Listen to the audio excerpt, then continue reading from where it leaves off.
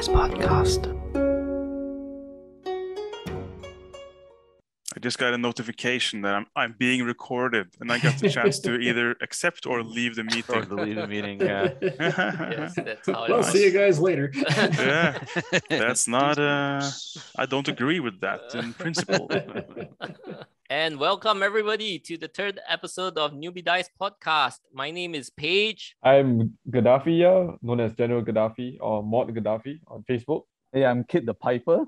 So those of you who know Deadzone, you know who I'm referring to. And I'm Felix Castro, coming in from the United States. Hi, I'm Fred from Norway. And I'm Bryan Novak, also from the US. And awesome, we have a star-studded cast today with 6 people. Oh my goodness, this is just my third podcast recording, but I'm being a little bit ambitious over here with 6 people across 3 continents.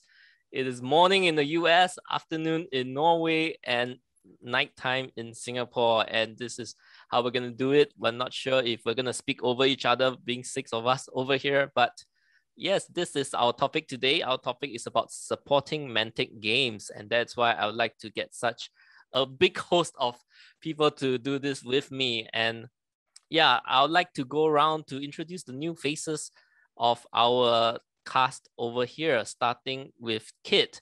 So Kit is our Singapore local Deadzone chieftain or piper, he likes to call himself.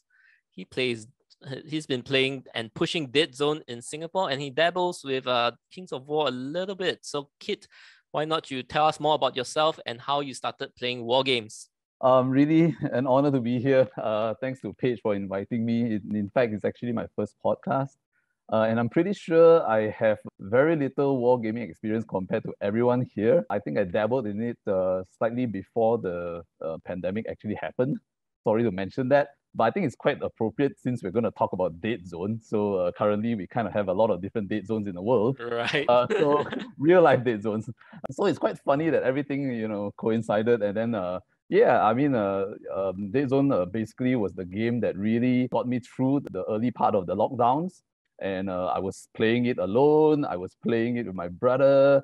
And eventually, when things loosened up, I got to play it with the community, guys from the local hobby shop, etc. And it helped me a lot because usually I have to travel back to Malaysia in a border town of Johor Bahru, and I stay there. But since the lockdown, I've been kind of stuck in Singapore. It's not the worst place to be stuck in, but the best part is that the hobby shops are open, so I got to wargaming proper at the shops.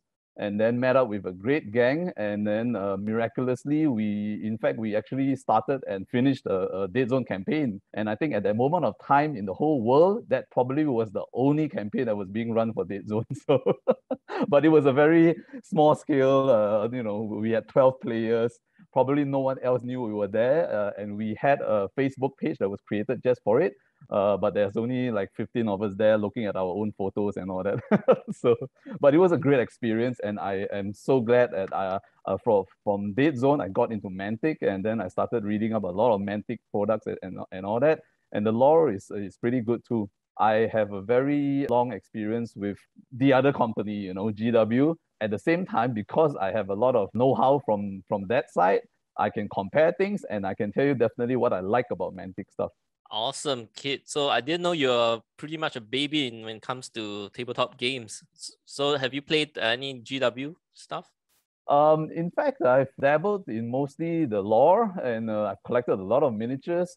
I played mostly board games from GW because I considered those the only playable things from their product lines because the rules are clear. You can finish them in a less than 2 hours. And you don't need a massive collection to actually play their games. But unfortunately, they don't really push their board games that much because they consider their board games a way to for players to go into their main lines. So, but I kept myself away from all of that thanks to a lot of different reasons, family commitments and stuff like that. Working overseas, studying. So I'm actually quite a baby at wargaming, and I'm so glad that the moment I got into it, it was with Mantic. Because it really helps a lot because things are easy to access. There's soft copies for everything, all their publications. They don't force players to buy a whole ton of their miniatures. They're fine with people playing with miniatures that are even unpainted, things like that. So I think the whole cool vibe really helped me get into the whole wargaming scene. And it helped us to actually finish the campaign that we have. The easy access, the easy coming into the game, the friendly vibe, it helped a lot. It really helped a lot. So I'm so glad that my first wargaming experience was with Mantic, and it was a blast. Thanks. Awesome. And kudos to Singapore for holding the only Deadzone campaign in that period of time. And I gotta hand it to you. A 12-person campaign is super impressive. I agree. It's really good. If you watch the first episode of our podcast, the largest Deadzone tournament in the world was actually held in Bali. I think there were, how many were there? Was it 20 over players or 30 over players? I think it was something like 28, close to 30 players. I think Jesse Driver in Bali, he played with all his students and they love it. It's part of their arts and crafts and hobby class or something like that. Awesome. And I think we're going to cut the queue a little bit since we're talking about Deadzone. We should get none other than the co-host of Deadzone, the podcast himself, Bryan. Why don't you introduce yourself? Sure. So my name is Bryan Novak, as Paige mentioned. Thank you very much for asking me to come on the show. I'm one of the hosts for Deadzone, the podcast. We took it over from two previous hosts, kind of handed it off to us after they'd done it for, was it a whole decade? Episode 100 was our first episode. We picked it up from there with my buddy Rick Hall. His first day as a Pathfinder, his first demo game, I walked into the store and went, that looks like a lot of fun. I'm going to play that. I was I guess it's old school now, Warhammer Fantasy and Warhammer 40K player. So it was the Bretonnian and Lizardman box, and then the Black Templar Dark Eldar box. To really age myself there, because that was a while ago. And so I played a bunch in high school, went off to college and just didn't really find players. And moved into different hobbies and stuff. And so when I met Rick for that first time, it kind of brought all that, a little bit of that nostalgia back. Hey, these are little minis. I love playing with these things. The map itself is a really fun space because it's very three-dimensional. It's not just scenery to occupy a space and be an obstacle. It's very much, as we call it, the third player of a Deadzone game is the terrain itself, because it really has a major impact on it. We just finished our second full year of doing Deadzone, the podcast, Rick and I. We got a bunch of stuff on the docket. We expanded it a bit from just being Deadzone to including Dreadball and Star Saga and kind of the Warpath universe, sci-fi branch of Mantic Games. Absolutely love the games themselves. I've always loved that they're easy to pick up. Like the rules are not overly complicated. And some people take that as a negative, but it's like, no, it's that they're simple in execution, in learning it, but to really become a master of it, it does take that really fine level of detail and attention and skill. And so it's got a great depth to the rule set, as well as very easy for folks to pick up and play. I know a number of friends, including Rick. I think he started when he was 7 years old. His son played and his daughter played, 7 and 9 respectively, and they're actually really good. I do play Kings of War and Vanguard. I really dip my toes in all the Mantic properties where I can. Like I said, I just really enjoy the rule sets. Being able to have the model agnostic for the most part is a nice way to get people into it and to allow a little freedom of creativity. One of my go-tos, I play the Rebs in Deadzone a lot. They're kind of a mishmash of different alien races, and in some cases Mantic didn't even have models to represent some, and so it just kind of opened the door to be really creative with making minis. So I'll just showcase real quickly, like I have an Infinity model that I've added some extra arms to, and my camera's not going to focus on me. No problem. You can send me a picture. I'm going to Yeah. put it up in post. Right. Bryan, I just want to say, I love your ongoing joke about Mantic never supporting reps enough. It's just hilarious. Right. It's just hilarious.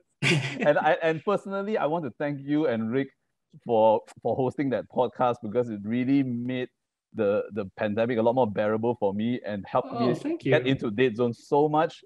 and really it's been entertaining. Yeah, thanks so much. Oh, that's one of the we really appreciate that, and glad that we could help out in our small way. We really we love the games, we love playing them. The trick is always figuring out which one we're going to play, Right. and making sure that we spread it around a little bit. Every so often we just wind up playing Deadzone.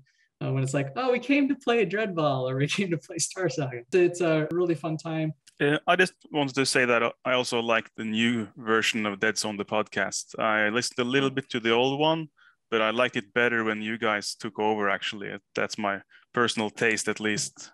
Well, thank you. I'm new to Deadzone, so I've only ever listened to the new version of Deadzone, the podcast. I wanted to dip into raps after realizing that they're the only good guys in the universe. In the defense of my co-host, it is one of those things. It's like who you take with you. There's at least one named Reb character who's more or less a terrorist. So, Right. So we tend to joke is like the only good guys is like the Veermen who are neutral, in that they just kind of want to be, and then everybody else, their motives can be suspect, at least. Thank you, Bryan. Since Fred chimed in earlier, let's introduce Fred next. He is the founder of Kings of War Forum, kowforum.com. He plays Kings of War and Deadzone, and he's the host of the Giant Dwarf podcast, which I'm sad to hear that it will be discontinued. Recent news when we are doing this recording. So sad to hear that it will be stopped. I definitely enjoyed a lot of the podcast episodes. But Fred, why not you introduce yourself first, and we can talk more about that later on. So I'm Fred from Oslo, Norway. Originally from a town called Moss, actually, but Oslo is where I live and have lived for a while. I started with Warhammer back in '98. So I also am very familiar with that Bretonnian versus Lizardman box, Bryan.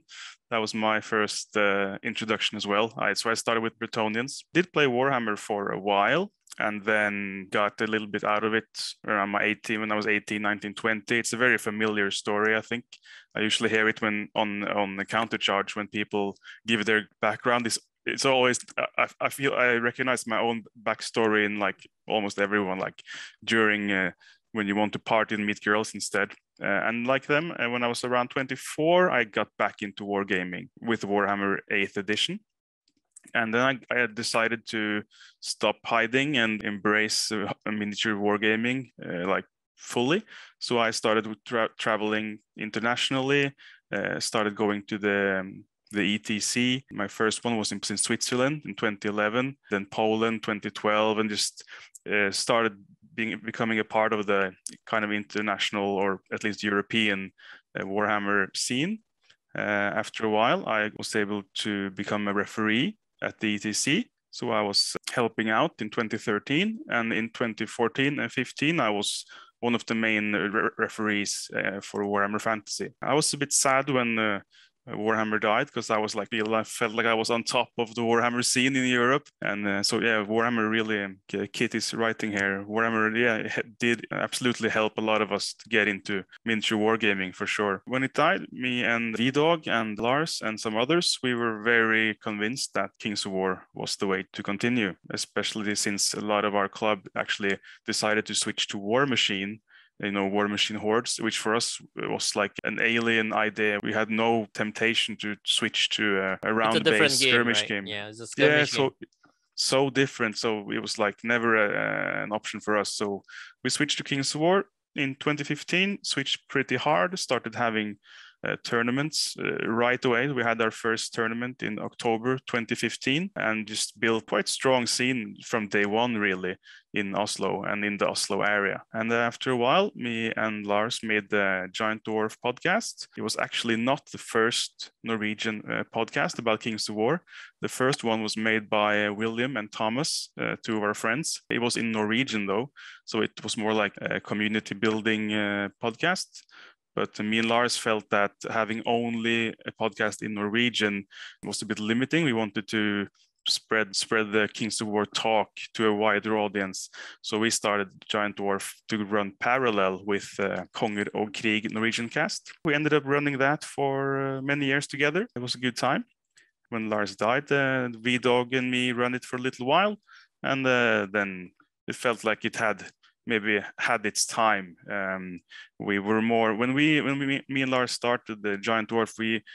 It was a time where we felt like we really had a chance to actually affect things way more than now, because we were I think we can claim to have been the one to really push the whole no hills in the deployment zone, use a lot of terrain. Many of those original things that later became part of the game were pushed very strongly by us.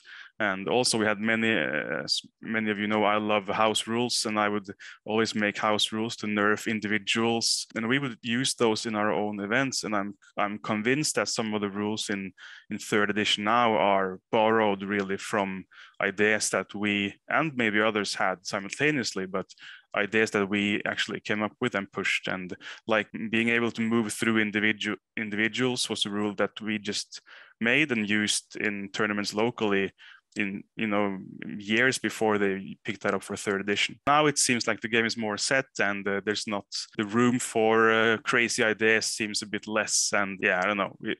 I don't feel like we were as influential in the last couple of years as me and Lars were in the beginning of when we started. But it was fun, and thank you all for you know, for having listened to it, and I appreciate the kind words about the podcast. Thank you for that introduction, Fred. Hey, even Lars's maps, his ideologies, the Giant Dwarf ideologies and maps are still surviving today, and it's probably the most used map packs around the world. Yes, still, which is fun to see that. It's like, and the biggest joke like, is map number 2.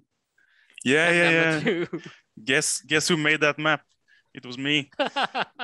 V-Dog. We had a tournament in November 2015, and V-Dog was arranging it. And he's for one of the games, he said that I don't have a map for this game, so I want the players to make their own map, and I will reward the best map. So me and Björn, we just made that map with the with the cock and balls, and they said, "Hey V-Dog, come and have a look," and he just hated it. And he was so angry, like, "Damn you guys!" Yeah, it was hilarious. We did it because we knew he would hate it, and Lars couldn't resist. That's part of the crazy ideas that you were talking about, right? Yeah. So, and Lars couldn't resist adding it to the official map pack. But it did actually spawn the idea of the double forest, which later was one of my big things, that having several forests close to each other is actually a very interesting thing in Kings of War, because you can see through the first one, but not the other one. So yes, sometimes you have happy accidents, I guess. Yeah. Glad to know that the podcast, Giant Dwarf podcast, has got its objectives met. And I would like to say one of the segments that I like to listen to is when you guys critique on the rules of Kings of War, the part of the rules that are still not very good. So I love it when I listen to that. You know, you don't hear the positives all the time, but you hear a lot of constructive criticism in that segment, and I really loved it. Yeah. I do also appreciate the podcasts who are not afraid to speak critical a little bit when they feel like it. I mean, me and Lars we really had a deep like affection for Kings of War and Mantic, and we loved Kings of War so much more than we ever loved Warhammer. But still, we were not you know, we didn't hold back if there's something we didn't like. I want to give a little shout out to that kind of new podcast, the Drunk and Disordered podcast. I like those guys because they also feel a bit like they don't feel affiliated with Mantic directly, so they also can, you know, sling a little here and there if there's something they don't like in a more or less polite manner. So thank you, Fred. Could I ask a question to Fred? Because Fred, you seem to be one of the earliest adopters of Kings of War from Warhammer Fantasy. So do you know anyone that's part of the group that actually quit Warhammer Fantasy and actually went over to create one-page rules? You mean the guys who started the website, or the guys who started the website? Yeah, who started the website.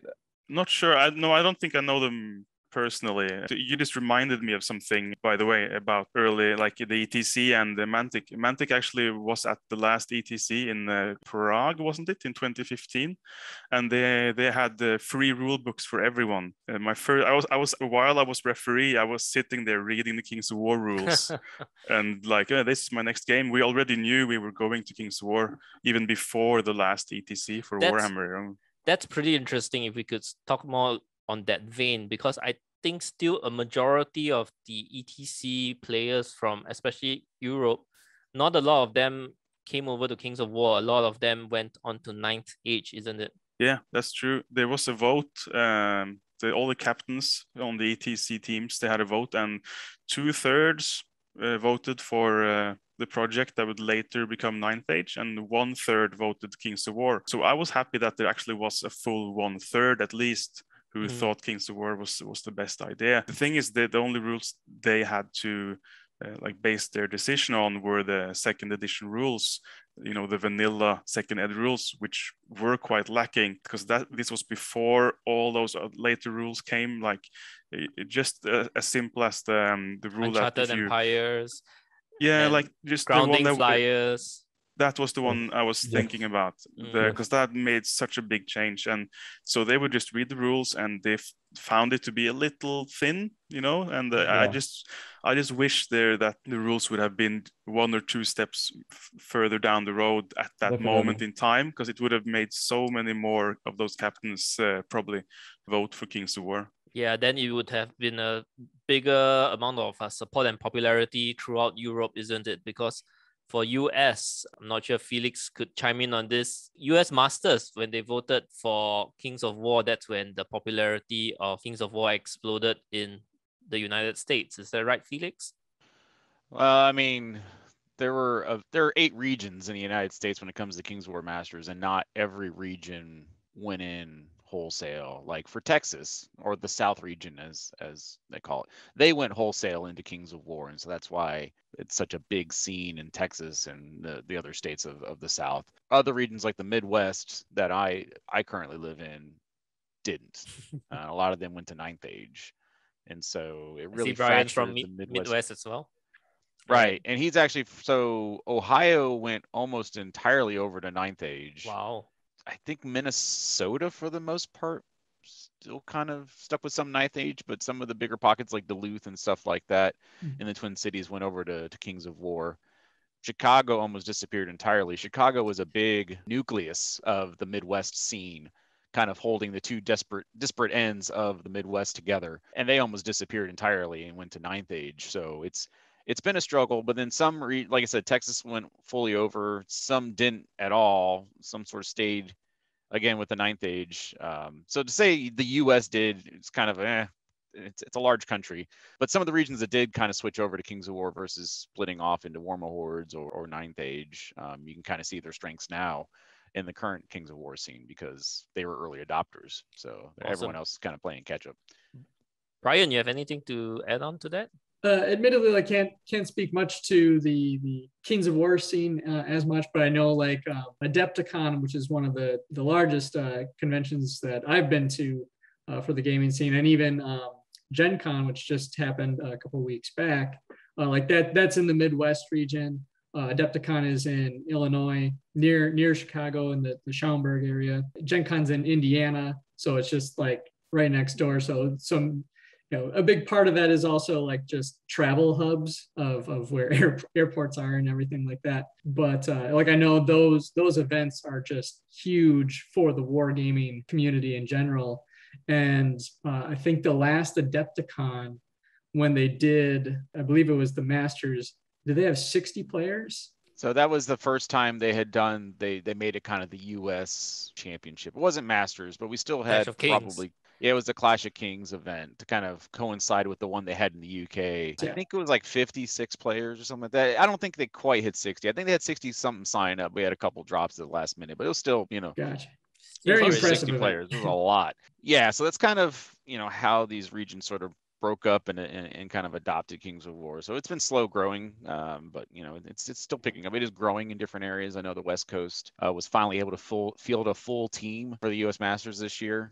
Normally they'd had to rely heavily on mercenaries from other regions, but they actually had a full 8-man team, which is yay for the West Coast. so yeah. Do you still know a lot of players, especially your past people in your community that are still actively playing Ninth Age right now? I never knew anybody to begin with because we can kind of segue that into my gamer origin story, but I did not play Warhammer Fantasy. Kind of shade everybody else's. I was a young man and I kind of got a little bit into 40K. So I played a little bit of the 40K stuff, but I'm mostly the lore of 40K. I've probably read way more books than I've ever played games of 40K. So I didn't get to play Warhammer. I wanted to, but obviously, kind of like everybody else, you get into wanting to meet girls and live the university life. I ended up getting married, joined the army.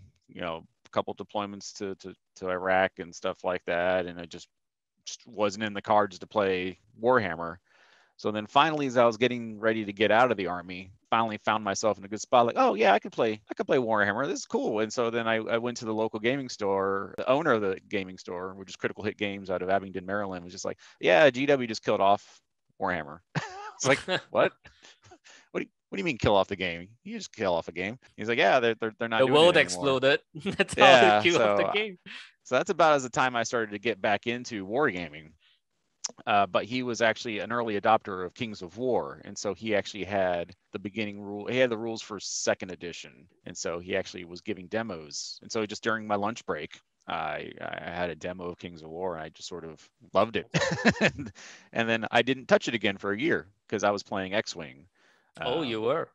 Yeah, I got into X-Wing. But then after about a year, I was like, yeah, this sounds good. So I ended up buying the Dwarf starter box, and that was kind of my first kind of army. And then my first game was against Jake Cherapika.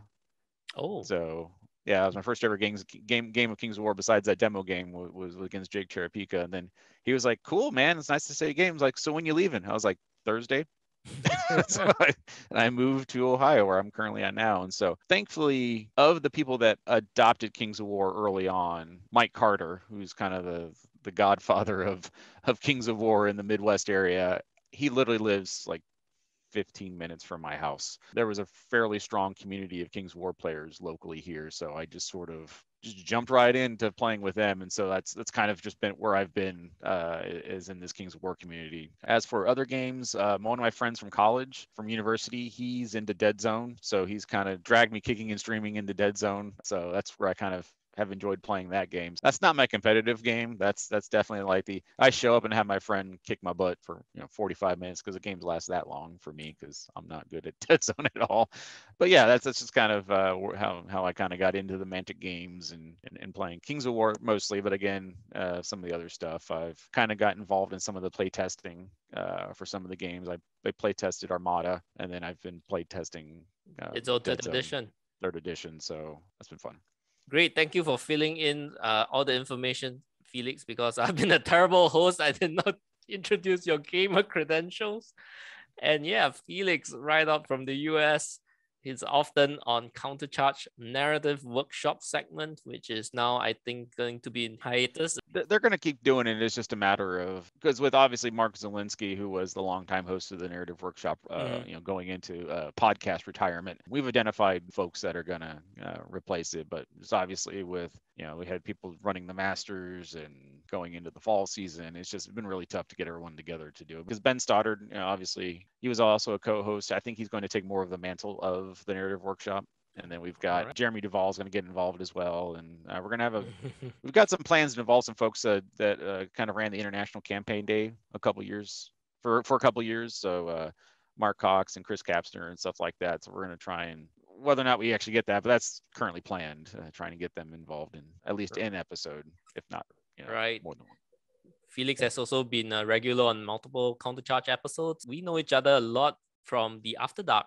Used to be the Google Hangouts, and right now, because I like to talk. I don't really contribute a whole lot, but just noise. Right now, he's on Discord, and Felix's nickname on After Dark is Captain Trivia. When we ask a question, he must find the answer. That's the downside of my superpower. It's I can't not know, so I have to go off and look it up. So I will quickly go into the rabbit hole of Google trying to find out an answer for something. Yeah, and speaking about the international campaign, I think Gad was one of the anchors for the international campaign, especially in the Asian region, right, Gad? Not sure how it works. Maybe, Gad, you can fill me in on that. Yeah, I think the last one, was it last year or the year before the last? So basically, it runs for 24 hours. So they actually need people to be on the Google Sheet to update the results. So what happens is there'll be people sending in results by email or by other means. then we just take turns to update. And depending on how the results go, the story arc changes. So I think they did a fantastic job. What I did is just help them out for a few hours in our time zone. We even had players from Cambodia, Thailand. It's just you never know where people are playing Kings of War. So that was really fun. And locally, what I did is every year when there was an international campaign day, I got people to just show up at the game store just to get some games in, you know, or like the week before the campaign day, just get them to play and just use the results to submit for the actual campaign. So that was pretty fun. I like all the narrative aspect of it.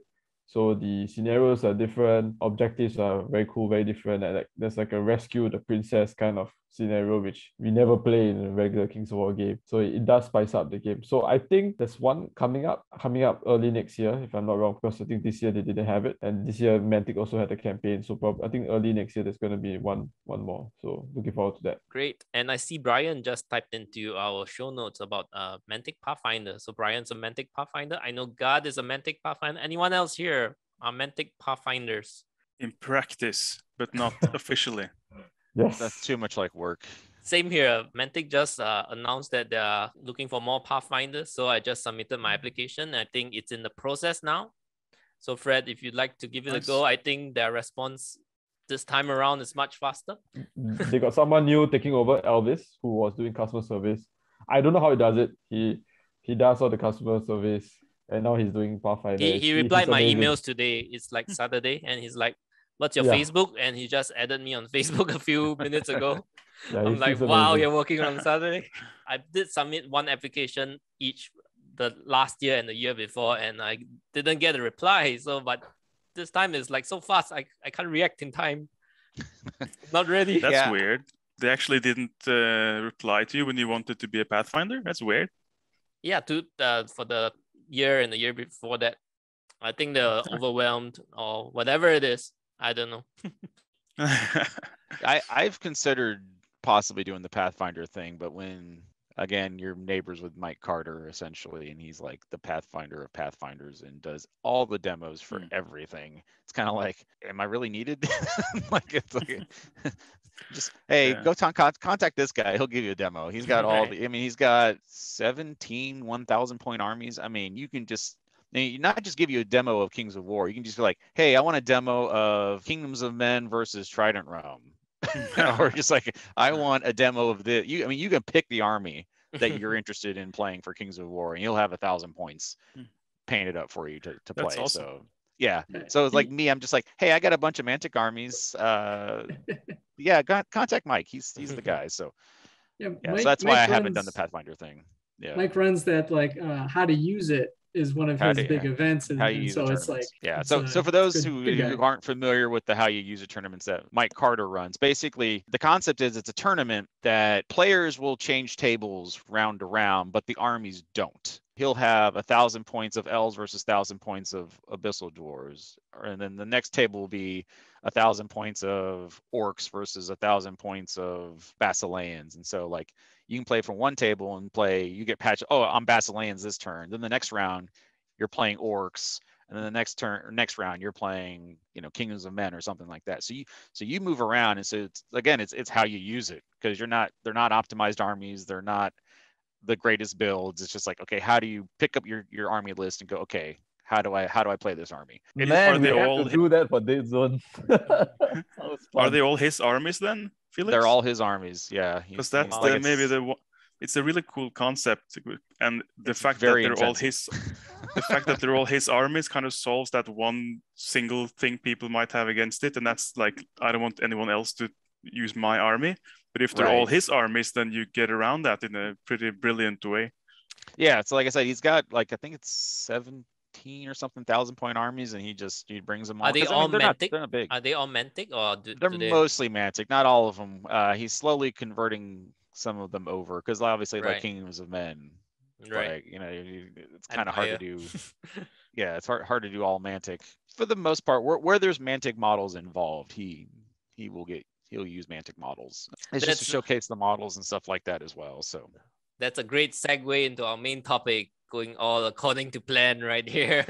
which is about supporting Mantic Games. I really like to do this podcast, and the reason why I picked this topic and picked this whole cast of people here who are all bastions of Mantic Games in general in their own communities and regions is that, a lot of people are playing Mantic Games right now, and there's so many choices when it comes down to models, from, of course, your old Warhammer armies to even the new Games Workshop's Age of Sigmar models, which are highly stylized right now. So some people really like it, some people don't. And to the explosion of 3D printing right now, resin prints, lots of Patreons for STL files, which are basically the 3D print files right now. So there's really a lot of choices, and definitely Mantic might be affected by the amount of choices out there. So before we talk about supporting Mantic Games, let's just do a quick liner or two on what we like about Mantic Games. For myself, is the clarity of the rules. And people who tend to say it's very simple. I always like to say this. Do you find chess a very difficult game to learn in terms of the rules?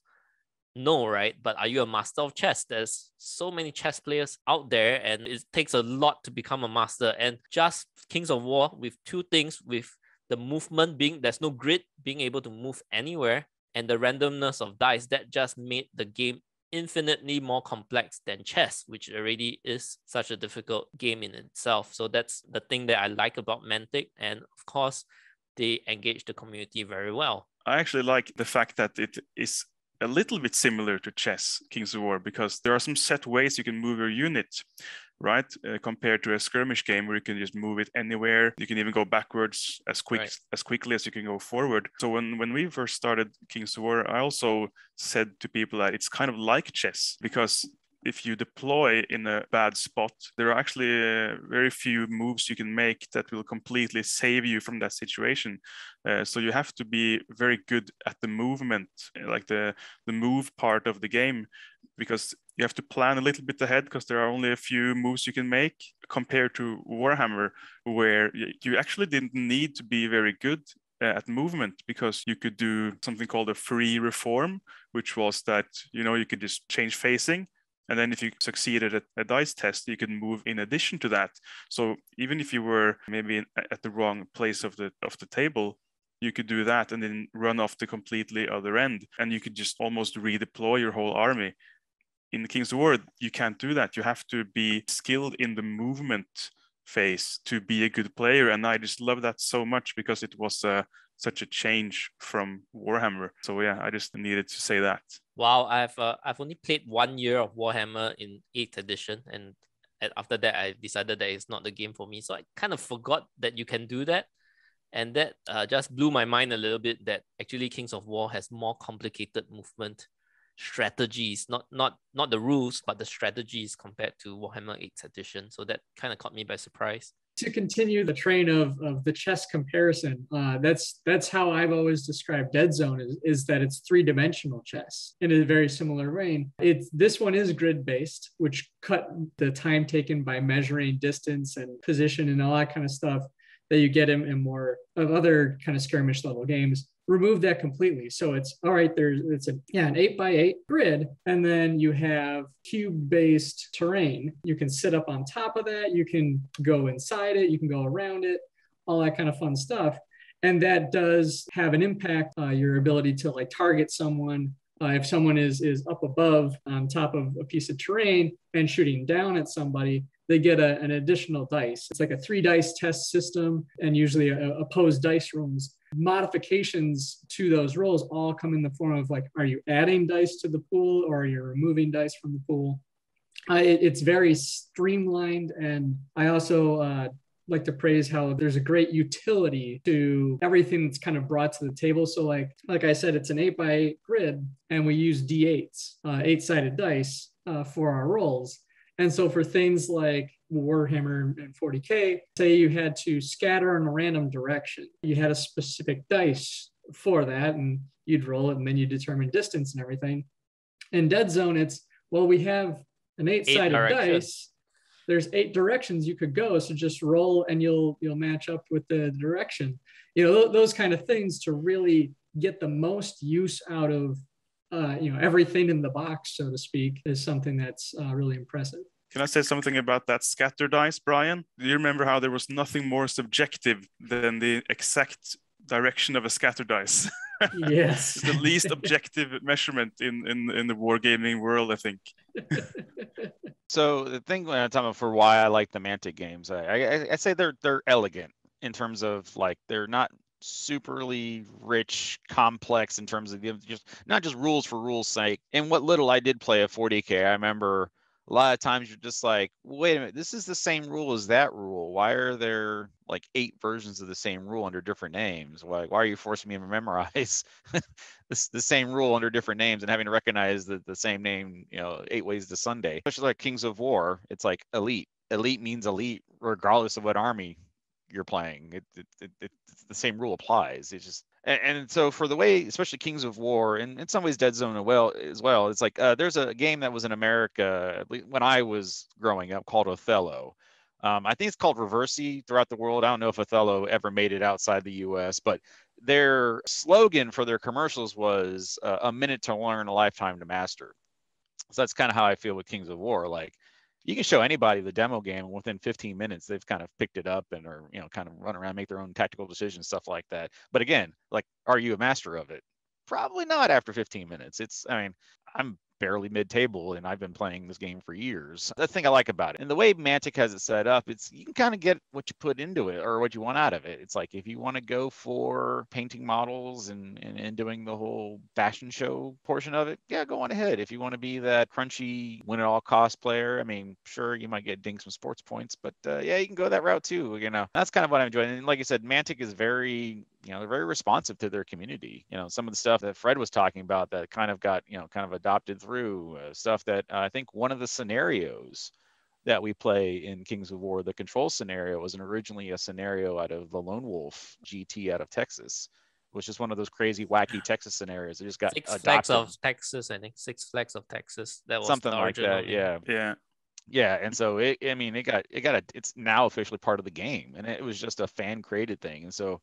Didn't unit strength in itself kind of come from Lone Wolf as well? That sounds about right, because the old system that, for those that may have just come in third, it used to be points were how you determined stuff for, like, say, dominate. So you could have 3 rabble regiments in the center of the board, but then 1 dragon that was like 350 points. They win the game because that's more than the 3 rabble regiments combined. And so people were just like, wait a minute. So and you had to get your calculator out and like, how many points is that guy? Yeah, that was the cumbersome. Yeah, that was the cumbersome part about it. Yeah, that was maths. Ugh, gross. But yes, that's kind of the stuff I like about Mantic as well as a company. More so than the rule sets is the fact that they are so responsive to the community, and then having the rules committees has been a really cool aspect of Mantic. So they've got a Deadzone rules committee, they've got a Kings of War rules committee, they've got an Armada rules committee, and so they've got players who are invested into these games helping shape the rules, and so that's always been a really neat part of it for me. Great points from everyone. When you asked that question, everything that came to mind, everyone highlighted them. Like, for example, yourself and Fred, you talked about, comparison with chess, how easy to understand the game, but to master it takes a long time. And then Felix mentioning things like how they streamline the terminology between different books. They don't use different words, We know that GW is still making the same mistakes because looking at the new Kill Team that just came out, it's the worst written rule book ever. I read the book. I couldn't make any sense of it. The first person that came up with a summary, he did it in 1 page. So it could have been simplified. They just didn't want to do it. And Bryan mentioned something that I've noticed so much also, is that everything that they give you in the box, of whichever box that you buy from Mantic, it's going to be useful. Everything has a few different uses, not just the dice, it's the map, it's the terrain, etc., etc. I find it quite amazing, they can put so much into the design of things. And myself, I think what I can add is that, tapping onto what Bryan mentioned about the cube system, I find that quite brilliant because it's just like chess again, I tell you something simple. When you move 1 cube or you move 2 cubes. You can move diagonally, and you can place your miniature anywhere in the cube. So new players are going to go like, really? Wow, that's so easy to understand, like, okay, I'm just going to do that. But after that, you tell them, oh, by the way, if you place your miniature here, you're going to get shot. Then he's going to think like, oh gosh, where's the terrain then? Like how do I hide from the getting shot, and all that. So all that is the depth that they don't see when they try to understand the rule. They know that they can move that easily. And I can tell you, Deadzone has the simplest climbing rule ever. If there's nothing blocking you, you go up 1 floor. That's it. There's no like I measure and I still need another 2 inches just to make it up there and all that. It's just too tricky to handle for newer players. And I tell you, for me, my first wargaming experience, I appreciate Deadzone so much because it was so simple. But what I really appreciate the most is I teach as my profession. I'm kind of like the demo guy, I don't even call myself the chieftain. I don't know why Paige called me that, but I'm just the demo guy, like Gad says, there's a new player. Kid has everything. Isn't that the chieftain? Come on. Yeah, no. No. The real chieftain is Larry, because that guy has all the armies and they are all painted. I'm the famous guy for playing with miniatures that are not painted. And that's all the terrain. And all the terrain as well. Oh yes, and Larry has all the terrain. I prefer to call myself the demo guy because again, I teach as a profession, so I find that a really enjoyable process for myself to see someone learn something new and really appreciate it and then get hooked on it, So what I appreciate most about Deadzone, and especially Mantic products as a whole, I'm sure all their games have the similar characteristic, is that they're so easy to teach. I can teach a person that comes from a wargaming background. They've played games like the old Kill Team 1, they've played other games like Infinity, and they've told me they love Deadzone, and because it simplifies things and it streamlines a lot of different rules from those other games. And I've taught people that have come from the board gaming background. Board gamers, they like a lot of structure to their games. Everything is, moving by squares, by these fixed distances, etc. So they appreciate that because when they look at the Deadzone board, they understand that because it's cube systems. So after that, you just have to layer on these are the stats of the units, and then this is how you roll your attack dice, this is how you defend yourself and things like that. So there's a starting point for every kind of gamer. For me, as a person that demos this game so often, I find it very easy to do so because I just have to understand where they're coming from, and then I'll just layer on whatever is missing, And I've even taught people that had zero wargaming background at all, and they don't play any board games. And they learn the game in 2 sessions, and they join our campaign directly. I just find it quite amazing, and I've not seen this in almost any other game. So the simplicity really helps a lot. So Deadzone, you move in cubes, right? I just saw in Deadzone Fanatics, I think Black Dragon Miniatures posted the first 3rd edition demo, and then someone was commenting, I'm new to this, so you mean you move in squares? And then someone replied, no, you move in cubes. I was like, and unlike another game, you don't have to remember that a 5-sided polygon means 6 inches. Pentagon means 6 inches in Q team, the new Q team. Oh, now the players have given up on that. Now they just mention the colors. So it's like, oh, I'm going to move 1 red and then I'm going to move 1 blue, It's just ridiculous. Just say the inches, man. It just doesn't help anyway at all, those symbols. I held some demos too in Deadzone, but I did it online, actually, on the Tabletop Simulator. Don't know if anyone has tried that. I wanted to try and share a photo of it, actually. Is it okay, Paige, if I try to go ahead, share? Let's see if I can handle that. Wow, Deadzone on Tabletop Simulator. Share. Can you see this? Yeah, wow. It looks very real. Nice. It looks so much better than the Warhammer 40K TTS maps. Yeah. Amazing. So if you have Steam, you can just get Tabletop Simulator as a game on that, and then through this option called the Workshop in Tabletop Simulator on Steam, you can download this. It's just called Deadzone Demo. I didn't make these parts, but I made this module to say all these things you see here will be ready. Like when you download it and go to play it, you will have this laid out in front of you with the dice and these ready lists. If you see top left, I have the command dice. I actually made those. Terrain is someone else made it, but I just made a table of it and locked it all together so it's playable. And it was I had demo games with several friends over the darkest times of the COVID period, and everyone I've played with on Tabletop Simulator have just really loved it, and several of them have now bought miniatures and are getting into Deadzone. That's fantastic. Yeah, I can recommend it online if you live far away and have no one to play with. It works really well. It takes a little while to if you're not familiar with playing in tabletop sim, you might need a little bit of time to get used to how to zoom in and out and stuff. But you can even change zooms to be a first-person zoom, so you can play it as if it was like a computer game, first person. You can move through the ruins. It's been working great. Yeah, there's definitely a learning curve to Tabletop Simulator itself. And then there's the learning curve to the game modules. So that's also something to consider, but it looks great. So I'll add it into the description of the video podcast so that people can check it out. Yeah, there is a Facebook group called Deadzone Online, where also several of this info is written and also posted pictures of it and everything. So Deadzone Online on Facebook is a place you can go. God, time for you, man. You're the man that brought me into this game. He is the one that's been pushing Kings of War while I left Warhammer, did a stint of War Mahorts, and when I wanted to come to Kings of War, he was there waiting for me. So, God. So he's the one we send our angrily worded emails to. Yes. Post-production note, I did not forget to introduce God. His game origin story can be found in episode 1 of the Newbie podcast. I'm sorry, but yeah, his page is a lot better now, trust me. So yeah, I have a similar game origin story. We played fantasy. There was even one time me and Paige played fantasy at my house till like 3-4 a.m. An overnight game session. I love Warhammer Fantasy. I was a Wood Elf player. I loved it, but it always made my head hurt after every game. You know, you play 2-3 games a day, you just feel like just finding somewhere to sleep. One thing, I mean, as mentioned, the Mantic rules are fantastic. Another thing that I would like to say is how they make it accessible.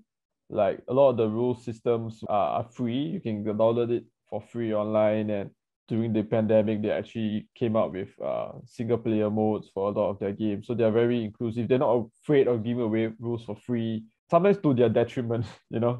I mean, you can be making money out of it.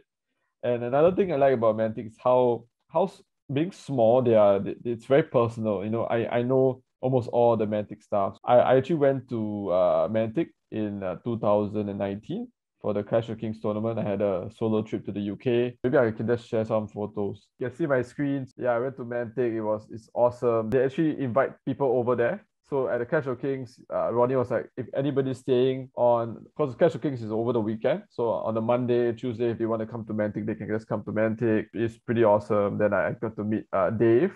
Dave is behind a lot of the games, Dave Simmons. I think he's behind Armada. I'm not sure if he works on Deadzone, but he's on Kings of War. Then also I met with, these are some of my opponents. I met with Ronnie, of course. Poor Dave. Ronnie actually pulled Dave from his desk and say, you show him around Mantic, you know. So he was like working on something. He was working on 3rd edition actually. So he had to bring me around Mantic and show me to all the crew. Was that the 3rd edition map before it was even released? Yes. So I actually have a copy of it. So it's hanging in my study. He actually gave it to me. So it's very personal. Ronnie is always there if you need to talk to him. Then I went to actually see the resin production. So this is where you get all your resin crack from. It's just basically 1 or 2 rooms. You know, it's amazing how they do it for the entire world. And I made so this is an example of the resin. It's a bit blurry, but yeah, you can see. So they have the resin box where you can pick up all the miscast. So that was pretty cool. And I just like how open they are. So this is Ronnie with Matt James. So Ronnie was actually talking about OGW models. You know, he was so open about it. And Matt James is on the rules committee. So I had this game before the tournament itself. So I just like how small and inclusive they are. It's easy to reach out to them. A lot of times where you actually put the players in the game, like we all know Jesse and how he is in the game. He has a miniature named after him. There's an item named after him. But even before that, like the McWa's portion of the Caterpillar, McWa was someone on the forums, the Mantic forums previously. Then now you have more and more players who are writing books, you know, like Matt G is coming out with his own book. He's a known player, he comes out with his own book. So it really makes the community small, you know. It's just a good thing about being a small company. I mean, there's definitely cons to that as well. But I think being a small company really helps you feel included in the community at large.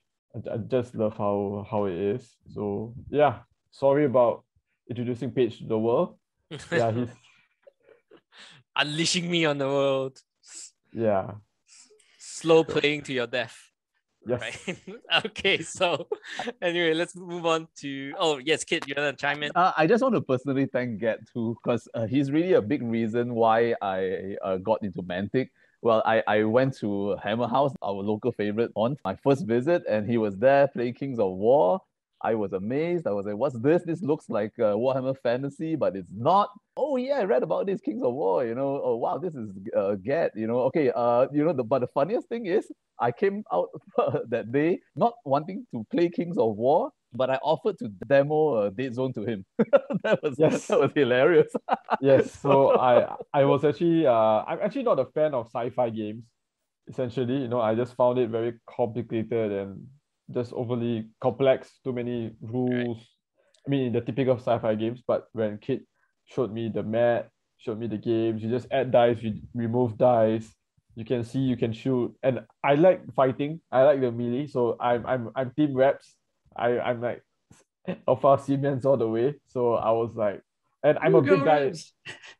No, I think you got attracted by the dwarves first, by the Forge Fathers. Yes, Forge Fathers. Hammer time, yeah. Yeah, but they were a bit slow for me. So, yeah. Your first I mean, they're fun. I actually played both Forge Fathers and Reps, but Reps was my thing because I'm a big guy by Asian standards, and my wife calls me a Sasquatch. I would argue you're a big guy by a lot of standards. Mantic encouraging players to play their games and allowing, it being model agnostic, meaning you can use any models to play their games. And that comes with its pros and cons as well. Firstly, the movement. There's a recent shift in the tabletop games movement where rules suddenly became free. Right, I think a few companies started doing it. I'm not sure if Steamforged was the first to do it with Guild Ball. It used to be you can sell the rules and you can sell the models, and then suddenly there was a time where game companies started giving out rules for free in hopes that you would buy the models, right? So then Mantic gives out the rules for free too, or at least the demo version, which is pretty much the whole game just minus the items. And then they say you can play with any model. So you could play Mantic games without paying a single cent to Mantic. So that's one thing right there, which can be a pro and can be a con, right? But definitely when, if we just talk about Kings of War primarily, when Mantic allowed you to use any models, definitely is to attract the old GW Warhammer players who has Warhammer armies who wanted to jump to a different game. Mantic was there with wide open arms and free rulebooks at ETC. And so definitely there were some converts there. But hey, this is to get you through the door, right? To get you trying Mantic games. And if you really like the games, why not consider supporting them by buying more models? Because if you're just going to buy $50 worth of rule books and maybe a $20 supplement every year, that's not going to keep the company afloat. That's not enough to pay their staff, let alone let the company grow, right? And I know Mantic said this on Kings of, I think, Countercharge podcast before. He says, I don't want you to buy our models just because it's a requirement to play our games. We want you to buy the models because you genuinely like how it looks, right? And definitely the looks of it, they have been improving in their models department, in the aesthetics and the quality. But it is a uphill battle because Games Workshop, with so much money and customers at their disposal, they can churn out very good quality kits very fast, whereas a hard plastic kit just takes a lot of time for Mantic to produce, and it's quite a hefty investment. Yeah, maybe I can just chime in. I think in terms of if people are unsure, GW is $1 billion company.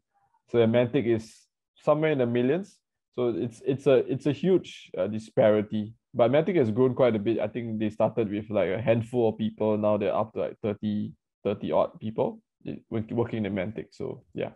Yeah, definitely. Thanks for that, Gut. Right now in this 3D, there's this explosion of the 3D printing popularity that makes the future very uncertain for game companies when it comes to model production. That was always something too. I think it was something where there's legitimate competition against Games Workshop because they really did bring so many people into miniature gaming, and they really kind of set the bar of this is an expensive hobby. with Mantic and in the early stages, a big part was that they had a more affordable model range to introduce you to the game. A lot of this is a bit more of Deadzone, but like your starter boxes gave you enough to play multiple lists at competitive like point ranges, right? So you're getting started really gave you enough to go crazy, and then would have a booster or something like that.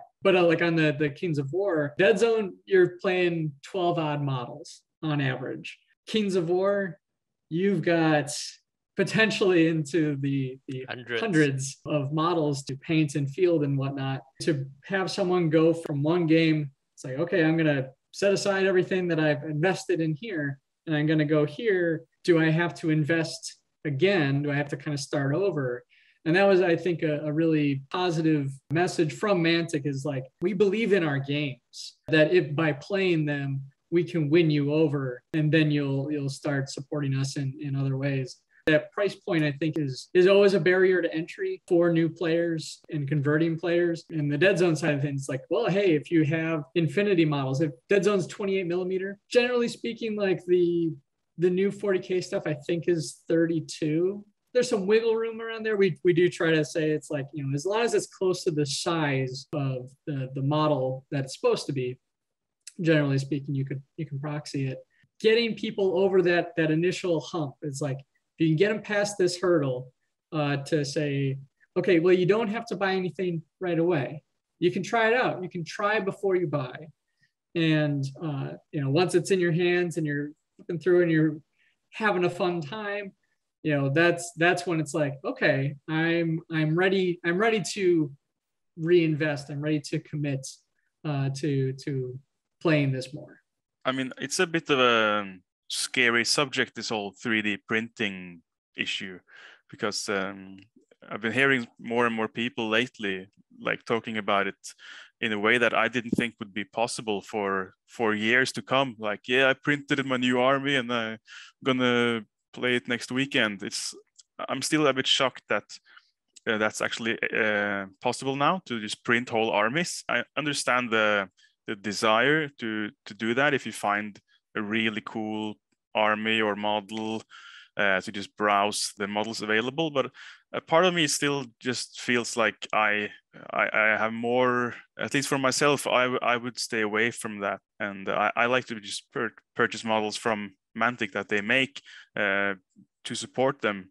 It's hard for me I don't want to be too critical to people who go into 3D printing, because they might have a big love for Kings of War or Deadzone and Mantic Games and want to support them, but still, it's like their actions kind of say otherwise. I mean, how many dollars is it possible to give through books or rules purchases? At least for me, it's when I first have decided that I like a game or a company, I just feel compelled to, you know, steer my purchases that way and buy as long as there's an option from Mantic, I just feel like I have to buy it. I don't want to buy anything else from another company or a 3D printed. It just tastes wrong to me, you know. And I don't want to say that to step on anyone's toes. It's just, I don't know. I feel like I need to push as much money as possible into the company that I like.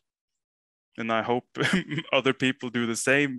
Maybe Mantic need to find some way down the line to get a bit connected to this 3D business.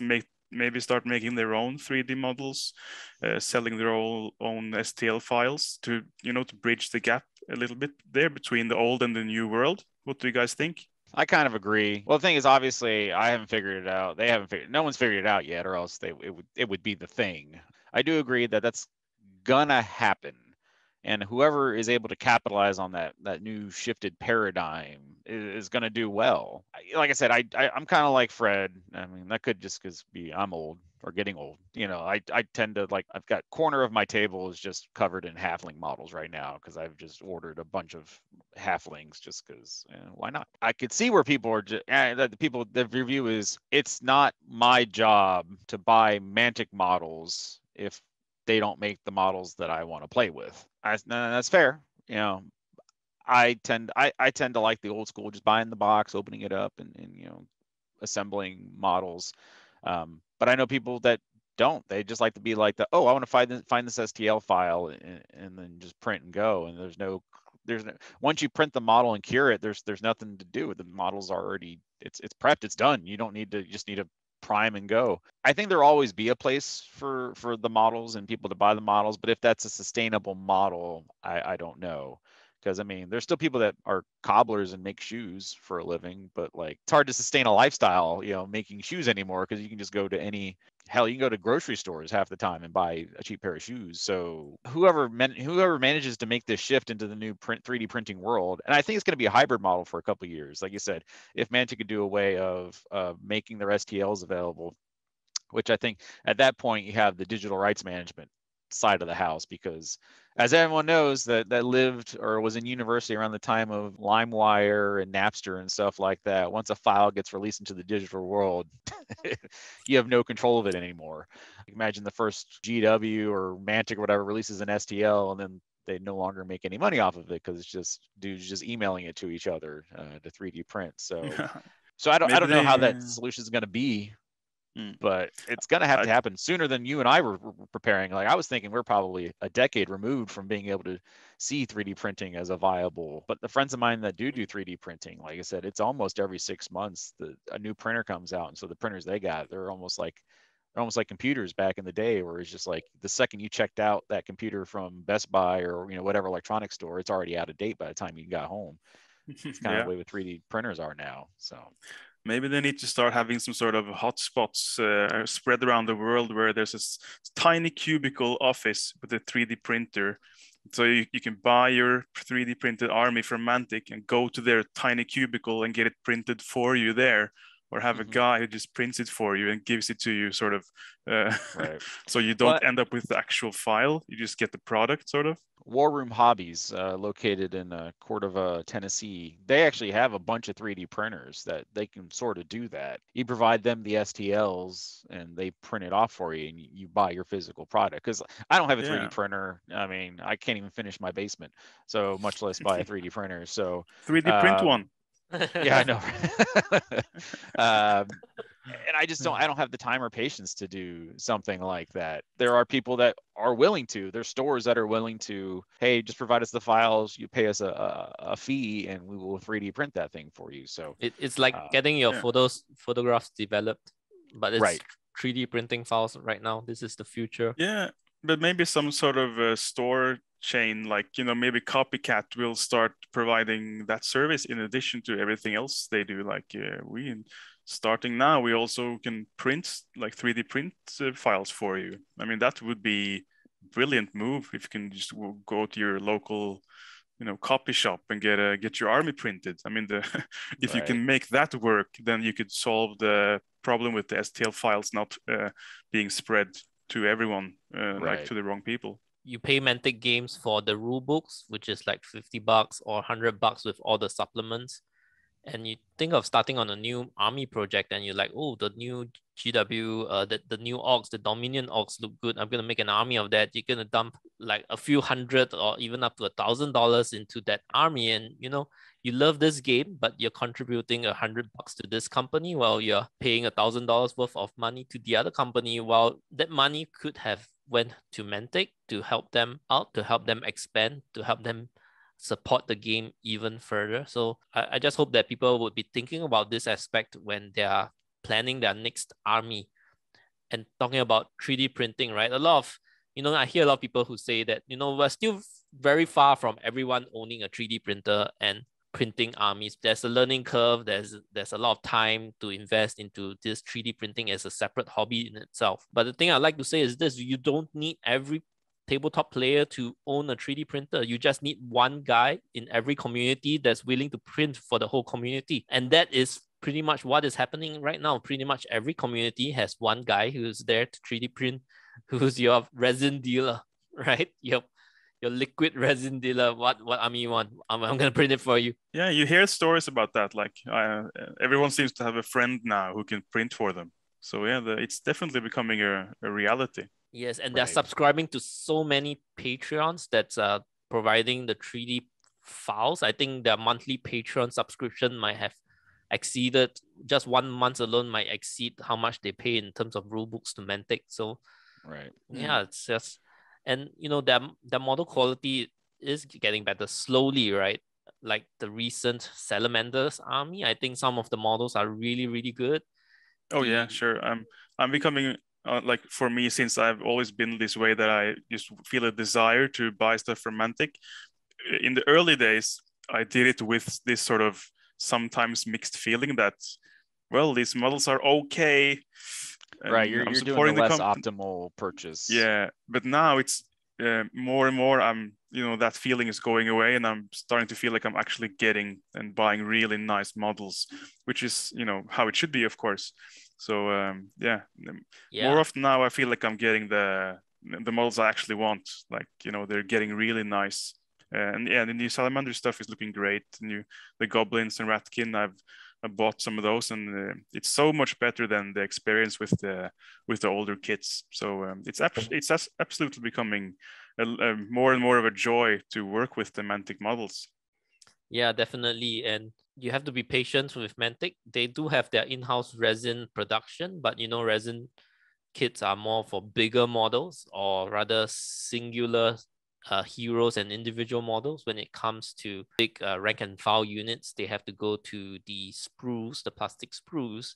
And I'm not an expert in this, but I know that the cost to make the mold for hard plastic sprues are very high. I think it costs between 10 to 20,000 per sprue, because it's made of metal, right? Yeah, the mold. Yeah, it's per sprue. So like one halfling box, that's 3 sprues. So that's $30,000.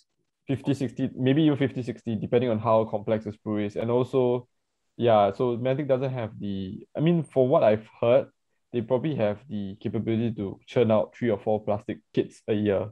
So that's it, right? Yeah. Yeah. So for what they do is, every plastic kit, they have resin add-ons. Like for the Ratkin, they had all the Scarula, all the different add-ons for the different units. And for halflings as well, they will have add-ons for the Juggers and the Stalwarts for the main plastic kit. So I think maybe I can just share what I think about 3D printing. It's getting more and more popular. I think one way how the other company does it, they just ban it from their tournaments. So that kind of works in some cases, but there will be people who still do it anyway. How Mantic is doing it is the softer approach.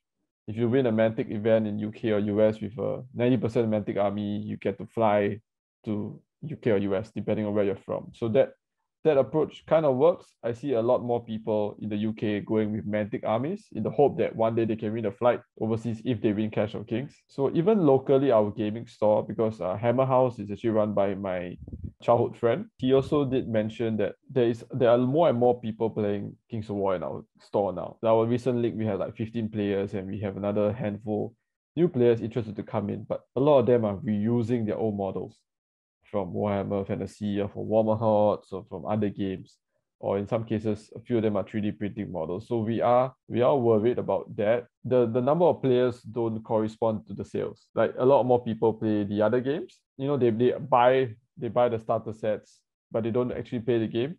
But so that's one concern that we have. But we try to look at it in a positive way, because they go to the store, they not only buy miniatures, they buy paints, they buy hobby materials as well. We try to push it from that angle. And if they buy, let's face it, a lot of our gaming stores rely on GW to survive. So if they're buying GW to play Kings of War, it's bad. It's not good for Mantic, but it's at least bringing in money to the local gaming stores. That's at least a plus point over there. But Mantic is improving.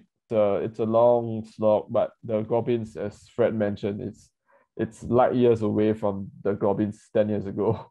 I think Gad knows this very well together with me, because throughout the whole campaign, Deadzone campaign that we ran, it was such a friendly group. We did not force anyone to buy anything Mantic. I personally loaned armies to almost half the players. And the thing is that a lot of them just decided that they wanted to buy the models eventually, because they just wanted to own their own models.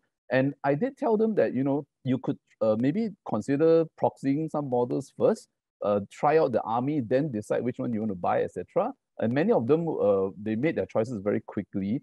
And even some of them were actually proxying using GW miniatures. They all decided that they wanted to support Mantic. That's the great thing about Mantic as a community brand. That's what I feel, because we can feel the love in the game. we can feel how the company actually communicates with the community, and we appreciate that. And they all want to show support. I just want to say that the brand matters, the way how friendly it is. It really matters to the community, and people will organically choose to support you rather than feel like, they are being forced to, and they're being told to, or they're just being tricked by your marketing also, So I think there's definitely this strength that Mantic can keep to. But like a lot of you have mentioned, that 3D printing can be a problem, but at the same time an opportunity for a lot of companies out there. There are a lot of YouTube videos out there saying that 3D printing will be the doom of GW. I think if 3D printing is the doom of GW, then no other hobby company can stand a chance. I think a hybrid model is definitely the way to go. But I also feel that I think it has a lot to do with the price point. I know players that decided to go ahead and buy Mantic products because they feel that it's affordable. So, if I would only go for 3D printed models, if I can't afford the more expensive branded stuff, So if Mantic can maintain, a reasonable price point where players feel that I would rather support this rather than go for 3D printing, because there's also cost to 3D printing. So I think they would rather go for that, to support something that they love, and more or less keep it at the same cost to their personal finances. I think there's also that perspective to take into account. I just had a thought that actually for Deadzone, it might actually be less of a problem, because if you buy like a box, like a Deadzone strike team or a strike force or whatever it's called, that's much easier than searching for those models and getting them 3D printed. If you get a box with like, these are the exact models, and that's much simpler than going shopping. It might be a bigger problem in Kings of War, where you maybe look for large armies and try to create this artistic expression. I want like fish people in my army. But the skirmish games might be better. I've seen someone do proxy for Deadzone just for their first games, but as soon as people like it, they want to start maybe buying like a booster box or something, then that's a simpler way of building your little strike force. So yeah, definitely. Just one Deadzone box, you can play at a competitive level, right? Even at the latest halflings for Kings of War, I think you need to buy 2 mega armies and then some just to fill the 2,000 point army. Yeah. So that's also that makes it more pricey as well. So it's more expensive and right. Yeah, It's just so a higher barrier to entry. Yeah. So the temptation like you said, to a lot easier. Yeah, the temptation to explore the 3D option might be larger for Kings of War than it is for Deadzone. Yeah, I can see that. Nothing against players who are using their old game collections to dive into Kings of War or Deadzone, because that's how most of us started anyway. I played with Redkin using my GW Skaven, and in fact, it was my first fully painted army in any game system, right? I played Warhammer for a year. I played War Mahorts for 3 years. War Mahorts is famous for playing with unpainted models because the meta just changes too fast. You just buy the model and you play. Even for War Mahorts, Privateer Press mandates that you have to use their models to play. They even have rules on conversions. If you have conversions, the model must be base 50% Privateer Press, right? You can have green stuff, you can have other bits, but 50% of the model must be Privateer Press. So yeah, I heard about that from the people in our club who play the War Machine, and we were just we couldn't believe it. So they have mandated it in Kings of War and Mantic. They're like, go ahead, use whatever models you want, and it has opened the doors to this artistic freedom, right? Artistic and creative expression, because we do want to make beautiful armies. You get a lot more people in, of course. Also, you get people to like.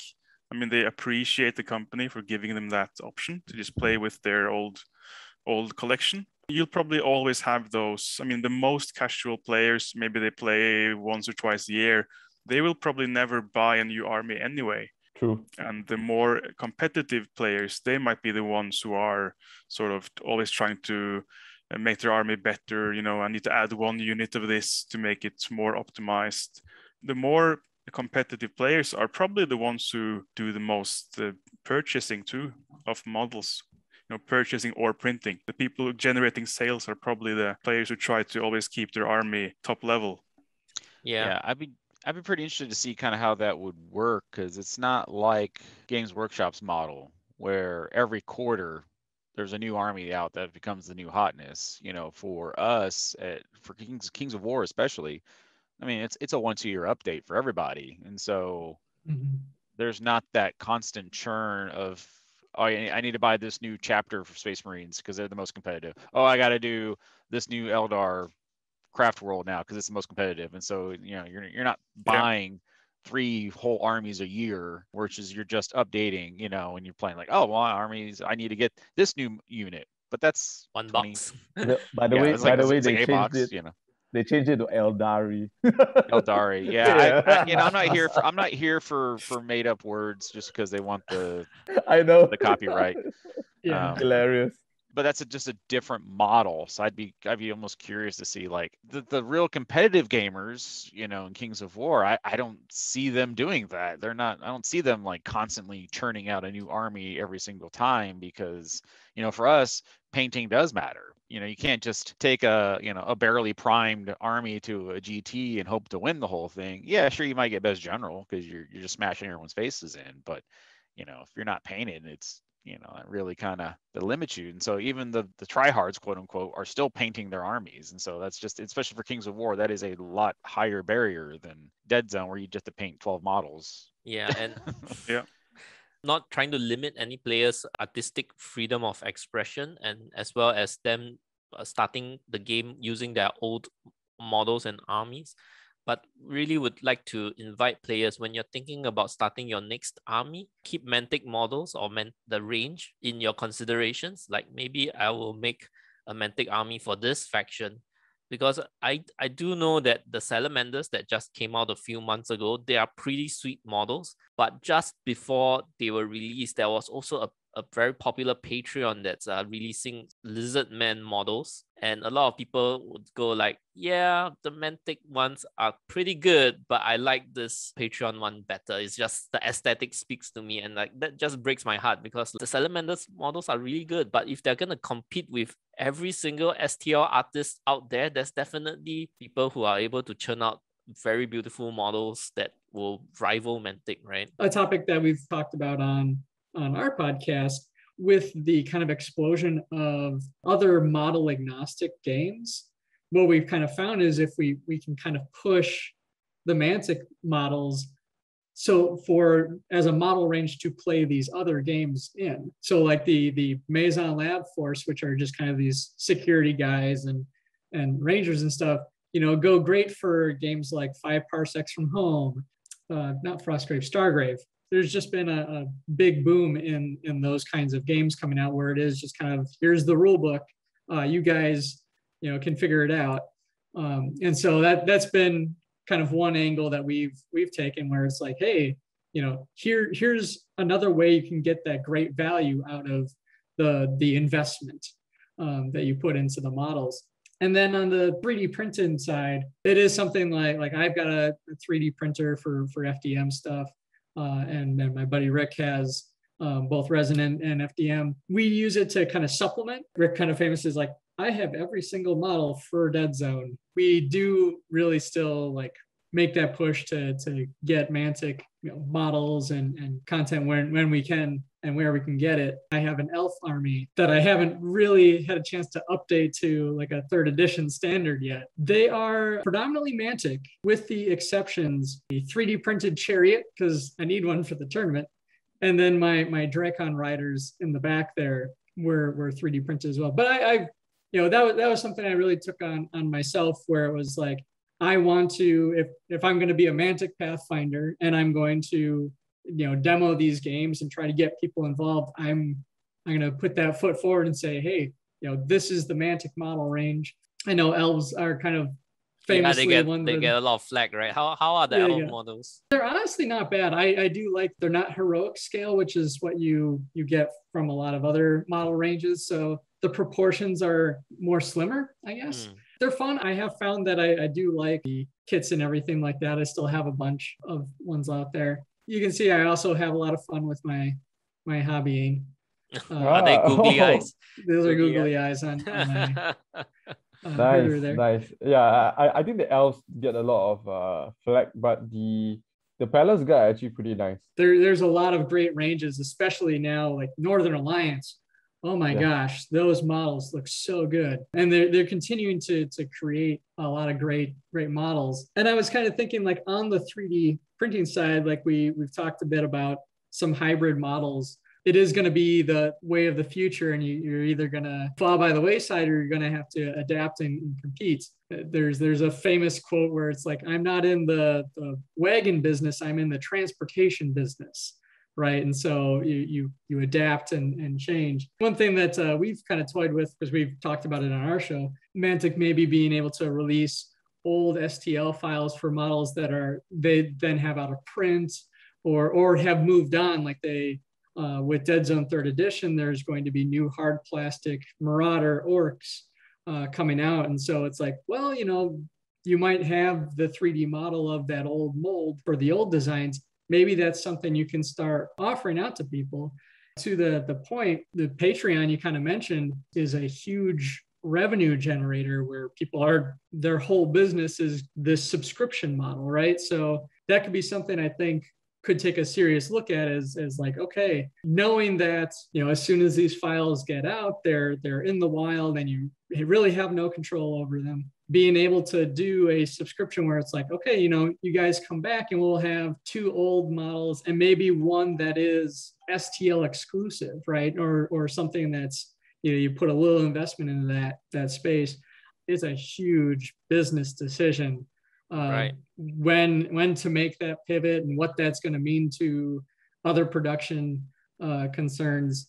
There's not going to be an easy answer. It'll likely mean that you have to trim off somewhere else in order to start making that change and adaptation. Mantic does kind of feel like one of those companies that really could make that pivot, hopefully near the beginning of it, and hopefully that becomes a major success. Yes, looking at your elf models, I was just thinking if Mantic were to redo the elves, the hard plastic sprues, once again, sunk cost, right? $50,000 or $60,000 just to make the template.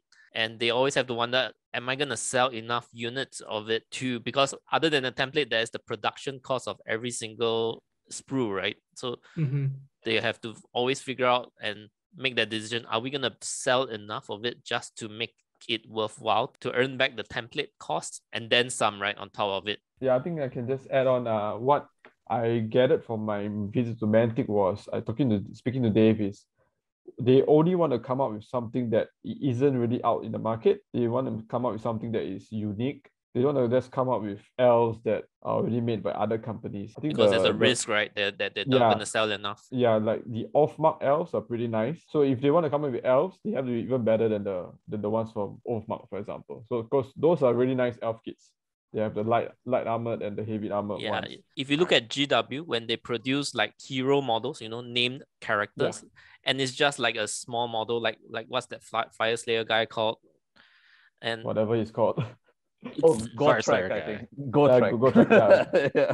They sell for what, $50 because they know I make the sprue, right? I make the template. Every dwarf player is gonna buy only one because you can't field multiple copies of it. So if you look at the GW pricing for their character models, you'll notice that it's insanely high because they have to earn back that template cost. Because they know that firstly, you must own that faction to be wanting to buy this guy. And secondly, you're at most going to buy one of it. It's not like a Space Marine kit. You can buy 20 kits of it for one army. That's the sprue costing for you guys. I think the end message here is that, when you start your next army project, do consider Mantic. If you have armies, but you do not have a Mantic army yet, do consider a Mantic army as your next army project. If you already have one Mantic army, this is my next sort of challenge, which is try to think of making half your collection Mantic. So right now I have 2 Mantic armies and 2 non-Mantic armies. My 5th army is gonna be Mantic. That's the way I'm going. 50% of my armies, half my armies are Mantic armies. So and get creative, right? I have a Mantic Order of the Green Lady army. There's no Order of the Green Lady models, but I'm just picking from every single part of the Mantic range, from Basilean, which is the easiest to see, right? Because it's humans, but also Forces of Nature, also Northern Alliance, and a little bit from Abyssals even. So just to create my Mantic Order of the Green Lady army. Just to tap on to the fact that, especially Bryan was talking about using Mantic models in other game systems. I'm taking revenge for Mantic here with this screen share. Some Mantic werewolves, I converted them to crypt horrors. And since we are talking about 3D printing, I think something that 3D printing cannot replicate is creativity from our players. So Gad had the opportunity to actually play on this fantastic Avatar planet board for his Deadzone match. This was a totally scratch built by Eric and his two boys. So they lost, made, by the way. But this is really something that you can't replicate with 3D printing that easily. And I think there's still a lot of space for creativity. I think that's really made mainly from aquarium decoration plants from aquarium decorations, because they're really colorful. Yeah, and at the same time they painted it, and then there's this little pagoda in the so middle cool. with some jade lions as the guardians. So yeah, so there's a lot of very interesting things that you can do. We played on this wonderful set of towers that was created by a local player called SC. He's sitting right behind there in the purple shirt. On that day, on top of that table, they were actually playing with the beta test rules for Firefight. So Yes. it's we were trying out when it was just released. So we mentioned Larry just now. So he's the wise man with this large gray patch of hair.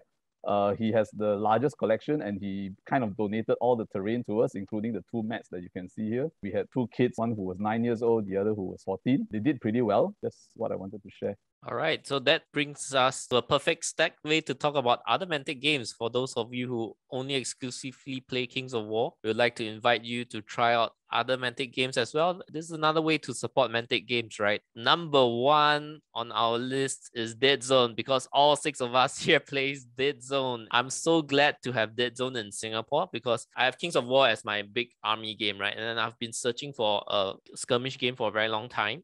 I've played Q Team, the previous edition, which was all right. It's a serviceable game. I always wanted to try Deadzone, but I knew that non-GW games is always going to be a challenge, an uphill battle to push it to the community. And so I didn't go into it. And I even tried Malifaux, I tried Guild Ball, I tried God Tier, which is pretty good of a skirmish game, a grid base as well, but it also takes a little too long. It's usually 2 to 3 hours per game. So that's not what I'm looking for, right? I have my Kings of War that plays 2 to 3 hours. I want a game that ends in 1 hour. There's something to be said about games that end in 1 hour because you can easily get 2 games a night. And if you play a 2-hour game and you lose, it's sad sometimes. But if you play 1 hour game, you lose, you re-rack, you play again. And even if you lose twice, it's quite all right. Deadzone fills that void perfectly. It is a perfect game to me. Skirmish games should always be grid-based. Throw the measurements out the window because that just slows things down. You want skirmish games to end in 1 hour. And the perfect combination of you can go to this grid and you can stand anywhere within that grid. There's still tactical decisions to be made even though you're moving in grids. Deadzone, number 1 game to recommend from Mantic other than Kings of War. I agree with you, Paige, that it's kind of my secondary game to get that completely different experience than Kings of War. Lars was actually the one who started Deadzone here locally, and it was such a game that I just liked so quickly. It was so easy, and that the games were quicker. Like you said, you could play 2 games if you wanted to. It's just such a great game. It's funny that it might be Mantic's best game. You can get me so much more excited about Deadzone actually than Kings of War, even though Kings of War is my main game. Deadzone is just such a perfect little product, you know? Yeah, I might agree that Deadzone might be the better game compared to Kings of War. It's just that Kings of War is more popular among the masses. Yeah, and I'm all about the mass battle game. That's kind of my jam, but Deadzone is also just so good.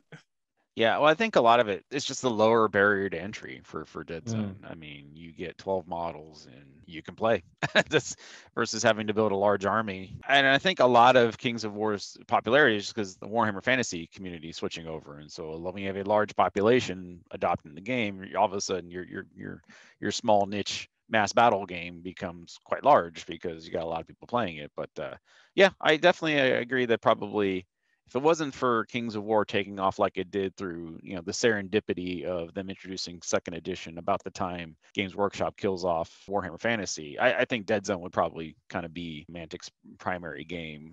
Reiterating a lot of what we've talked about already with Deadzone, I think it is a very different type of game to play. Like skirmish is much different than a mass battle, and that's where mileage may vary for folks. Some people are drawn to one and not the other. I absolutely agree. Like being able to get a game or two in, and even in an afternoon is always a blast. We didn't talk about it much. There's a mechanic where 8s explode. So if you roll an 8 on a D8, it counts as a success, and you get to add another dice to that. So it creates this fun randomness that you can't control. Absurd, crazy things can happen where a little trooper armed with a pistol can take down a mech that he has no right to be able to do because the dice said you shot the right spot. There are so many epic moments that just occur totally randomly. Exactly. It's the 8 train. The 8 train. Yeah, and they're normally against me, so I don't have too many. But Stop blaming the dice for your losses, Felix. And I'll say too, like from my experience, I immediately took to the Rebs, and this was at the start of second edition. Rebs were not very good at the start of second edition. They have since become incredibly competitive, but it was something where it took me a good dozen or two games before I won like one time. But I had a blast every single time that I played because it was so quick. It doesn't really drag on. If it's an uphill battle, I even just had a tournament a couple of months ago. I had managed to take out like half of his force in the first round. And he's like, man, this is going to be a wash for me. And I'm like, well, let's play it out. Let's see how things go. It came down to the wire. Like it's a game that really can swing. And most of the Mantic games I've found have that built into them somehow. I'm not sure what exactly it is, but it really can. There is that possibility to do a big swing the other way. A lot of it's based on luck, but it's luck that then changes the paradigm of the next turn going forward. With third edition coming out here, there's a lot of excitement. It's been great to watch the community. The buzz around it has been great. We've got a lot of new players going, hey, what's this Deadzone third edition? And I'll also say, this is more of the production side of things. I'm glad they didn't go a Kickstarter, which had been the previous editions for a bunch of their games. They had done Kickstarters for. And a big problem that we saw with the Kickstarters is the people that backed it would get like all the models. Right, and would never need to purchase anything. Which meant you didn't have to purchase anything more. And so local game shops, I think, struggled to justify bringing it on. With third edition, I think there is this big push is like, hey, we got stuff that you are only going to get by going to a retail store. I'm so excited for third edition. So. Yeah, me too. Super excited. And they fixed a couple of those. The only few rules that I needed to look up was always the rules for, let's say, for grenades. Yes. And that's one of the few that they've streamlined apparently. Just one or two things that always made me like flip from one page to another. If they just fix that, it's probably enough to make a even better game. Easy army for Deadzone, man. I think everyone's looking forward to that. Oh yeah, right. Having a decent list builder, that'd be nice. I'm very excited for Deadzone. I'm also very excited for Firefight. Actually, I've been doing some beta testing for Firefight. It's fantastic. It's really what the other sci-fi game should be. It's so simple. You just measure for one leader point. I'm looking forward to Firefight as well, but I'm just going for Deadzone for the Yeah, time we being. need another game. We need another beta test for Firefight. Yes, that was fun. I actually ordered the Forge Father tanks. I think Kit has been telling me about how great that kit is. So I'm waiting for the tank to come in. It's the best. It's the best because that kit, you can build it and you can change it to all the 4 different versions without using any glue or magnets. So you can literally just have 4 versions of it just like that. I think it's just amazing. Cat needs to make his leave Yeah. first. So thank you, Cat, for joining us. Thank you. It was a pleasure meeting you. We mentioned the 2 biggest games for Mantic being Kings of War and Deadzone. What about some of the other ones? They just came out with Armada in the past year. I think a lot of us have Armada models that we haven't started playing with yet. I have a fleet of Basileans and I have them painted up, but I haven't gotten the game in yet. I think that's on everyone's back burner. So if you guys have Armada models, do whip them up and try. I think Felix, you have been on the play test, right? So you have some experience playing Armada. And a lot of it wasn't so much that I was like really like, yeah, let me play test Armada. It was because my gaming group was involved in Armada, and they were like, well, we can either add him to the play test or we just have to come up with excuses not to play with Felix anymore. So they're like, here, sign this NDA so you can get involved in the play test. So because I will freely admit that I'm not a naval battle game person. Like that's just not, it's just not an interest of mine. But I will say Armada is built on really good bones, being based off of a Warlord Games Black Sails game. So they just sort of fantasied it up. That game has been played for years and has been fairly, well play tested through just the community of Warlord Games. So it's a really solid rule set.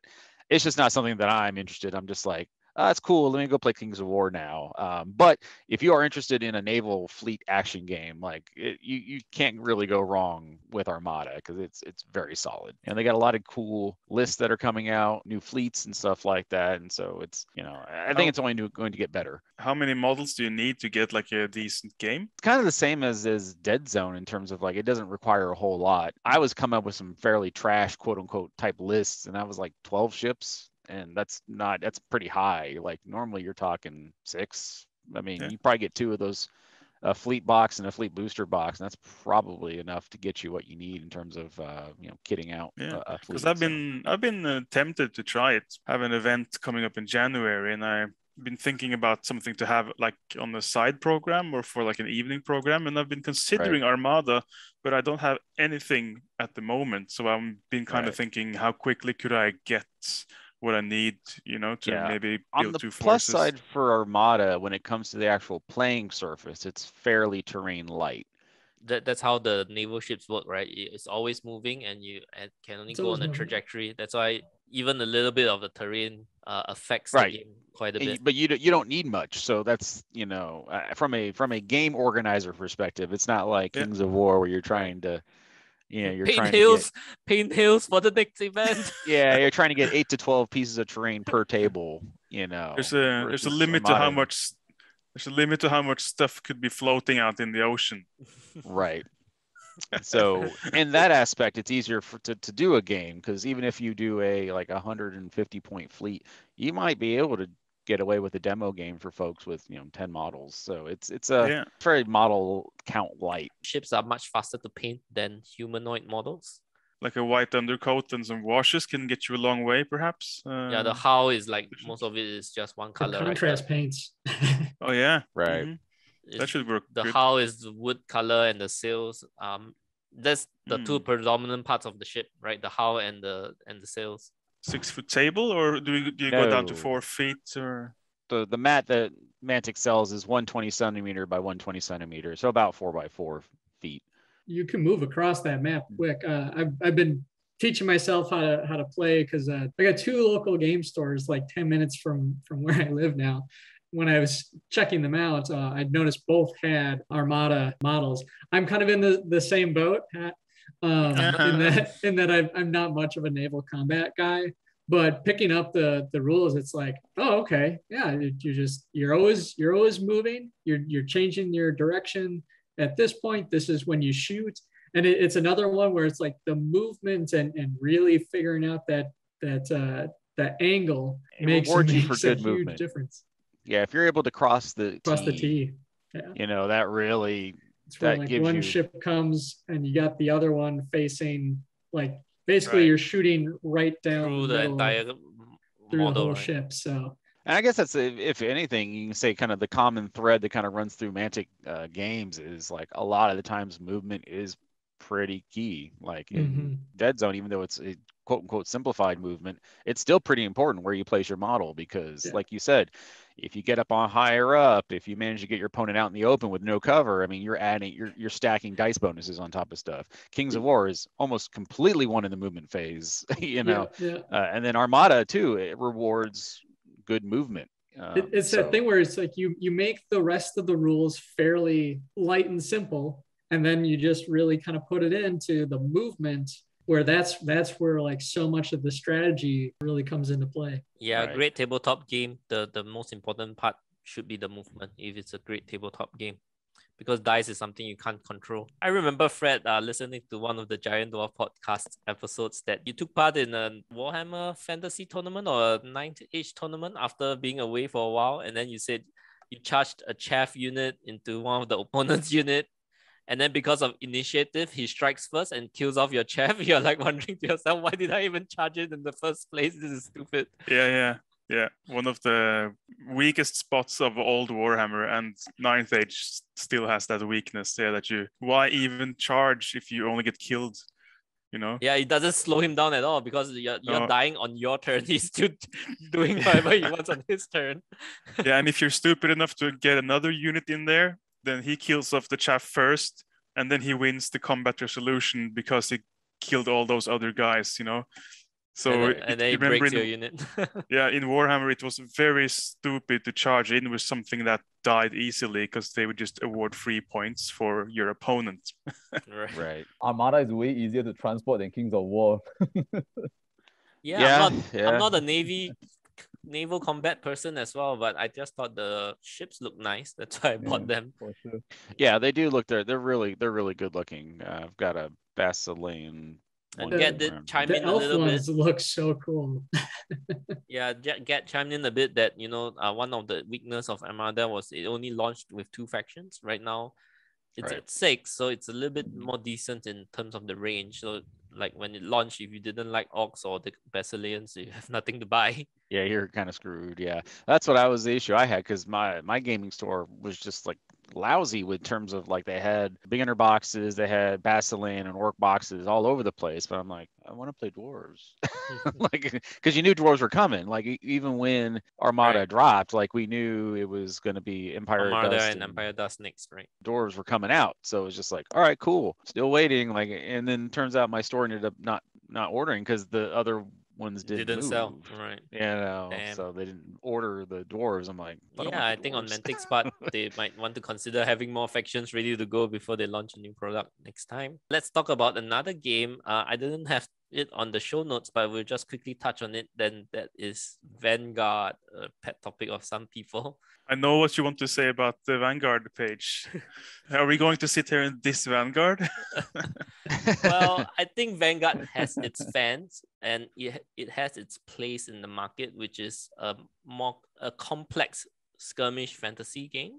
And it scratches an itch for certain people. It just doesn't scratch for the majority of the Kings of War players because they want a simpler skirmish game. Right. But I can recognize that it has its place. And that's fair.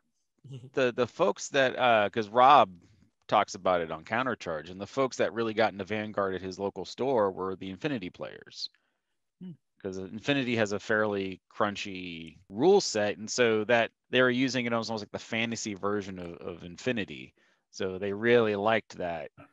I'm like what Paige was suggesting. I like my rule sets a little more elegant and simple versus crunchy, so that's why Vanguard didn't really speak to me, and I've probably got half dozen games of Vanguard in. Yeah, but it's great though that you can, because if Mantic's other games usually kind of hit the same kind of player, it's good that they have one game that hits another segment of players, so it's just not always the same group of guys. I agree, that's good. I mean, if you're a one-trick pony, that's fine if that's the only trick you need to do.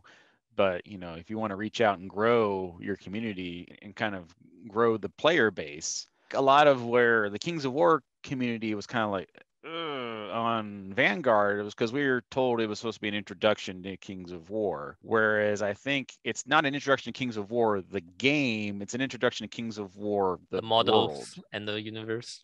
Yeah, the universe, the world, those are all the same, but and then some of the words and the keywords kind of transfer over-ish. Kind of, but that's worse when it's only kind of. Right. Yeah.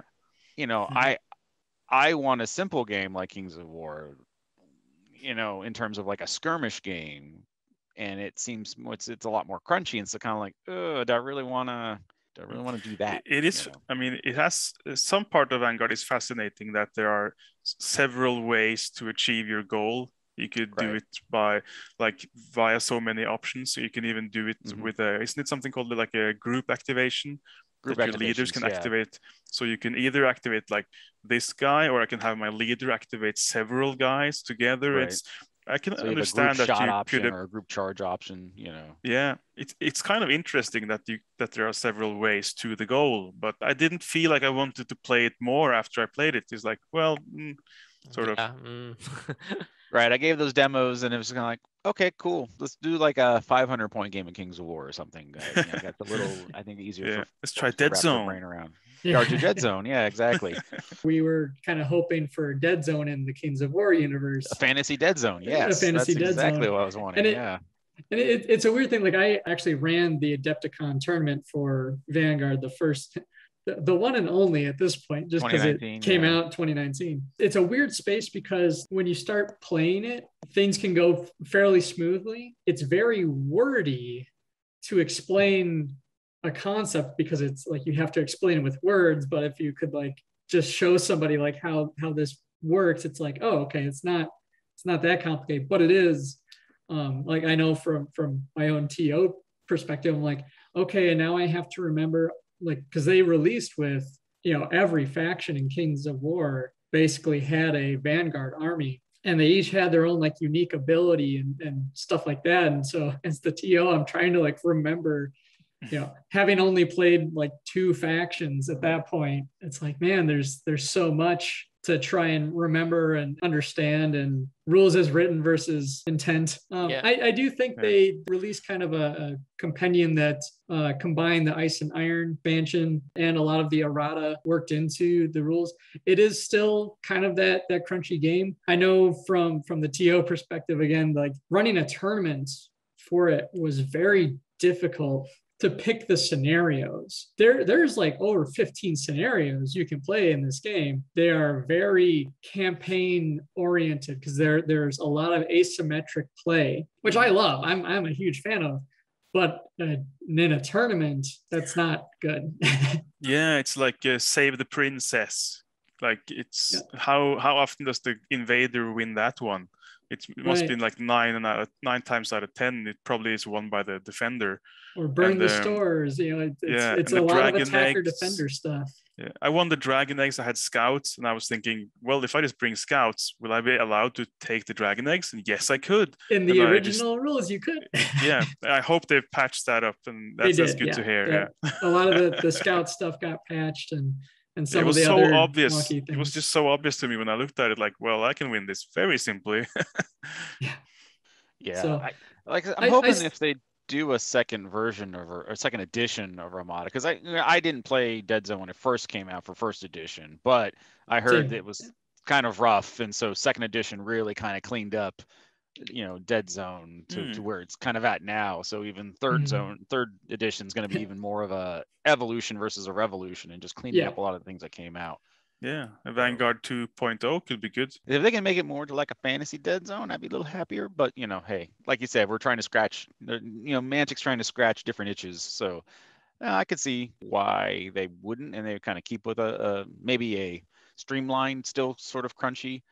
Because I would love if they could do that. If they could still with some crunch, but still kind of have that kind of streamlined feel of a skirmish game, I'd be down for it. But at least in the one respect that they are able to introduce models. That's what Mantic has done with a lot of. They're introducing models like the ogre kits and stuff like that have made their way into Kings of War, because you got shield breakers and stuff like that. Those were originally released as Vanguard models. Yeah, so I was thinking that Vanguard might be good for Mantic in that regard, like selling models. You maybe buy Vanguard models to put in your Kings of War army. So in that way, maybe it's working quite well for Mantic after all, even though most of us are kind of,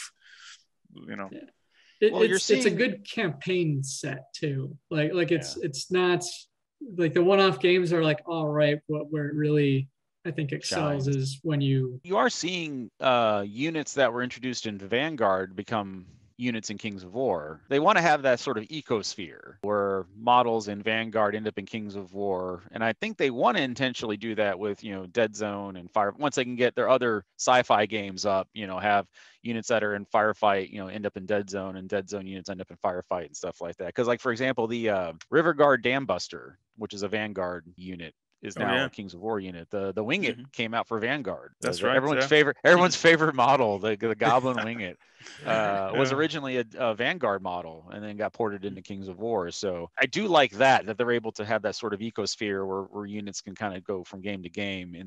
And I know they've done this to a limited extent with some other armies, but how they're almost doing that between the two different worlds, because like the Veerman models being used as Ratkin models in Kings of War. The Nightmares and stuff like that are actually Deadzone units to a limited extent, because obviously you're talking sci-fi and fantasy. You can only do so much, but I do appreciate the fact they are doing that. So if there's that barrier to entry, you can be like, well, at least if I buy a lot of Veermen, I could use them for 2 separate game systems. Felix, the ecosphere you mentioned, I think it's wider than that. It's like you say, there's Kings of War and Deadzone.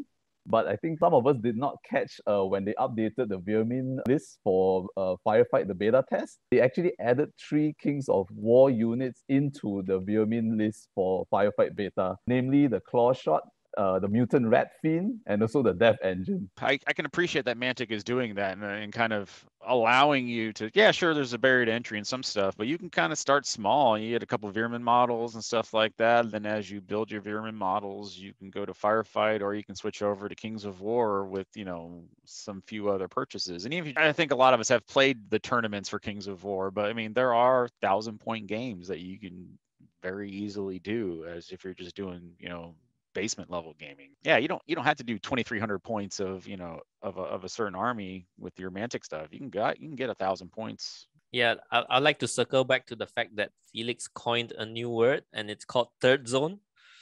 I think Bryan caught that as well. So let's see if that catches on. Third zone. We'll go with that one. Then there's the fourth zone. The fifth zone.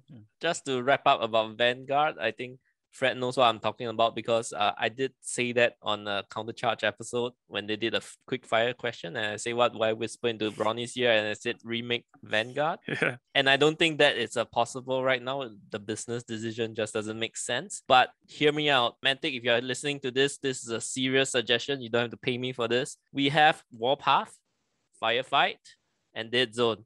3 games. We can have Kings of War, Vanguard, and another skirmish level game that appeals to the skirmish players. So we can have 2 Kings of War skirmish games. Why not? So you still have the crunchy one to appeal to the crunchy players, and you can have the simpler skirmish game with some sort of grid-based, hex-based, cube-based, appealing to the Kings of War players. And I think that is a possibility. And then you can have your models, that ecosphere, right, of the Kings of War universe, that you have your models using across 3 game systems. Armada, you can't use most of the models in your Kings of War games. I think any of them. I don't think you can use any of them in your Kings of War games. So that's something that I'm hoping for that would happen. And coming round to the last game that I would like to talk about, which is Dreadball.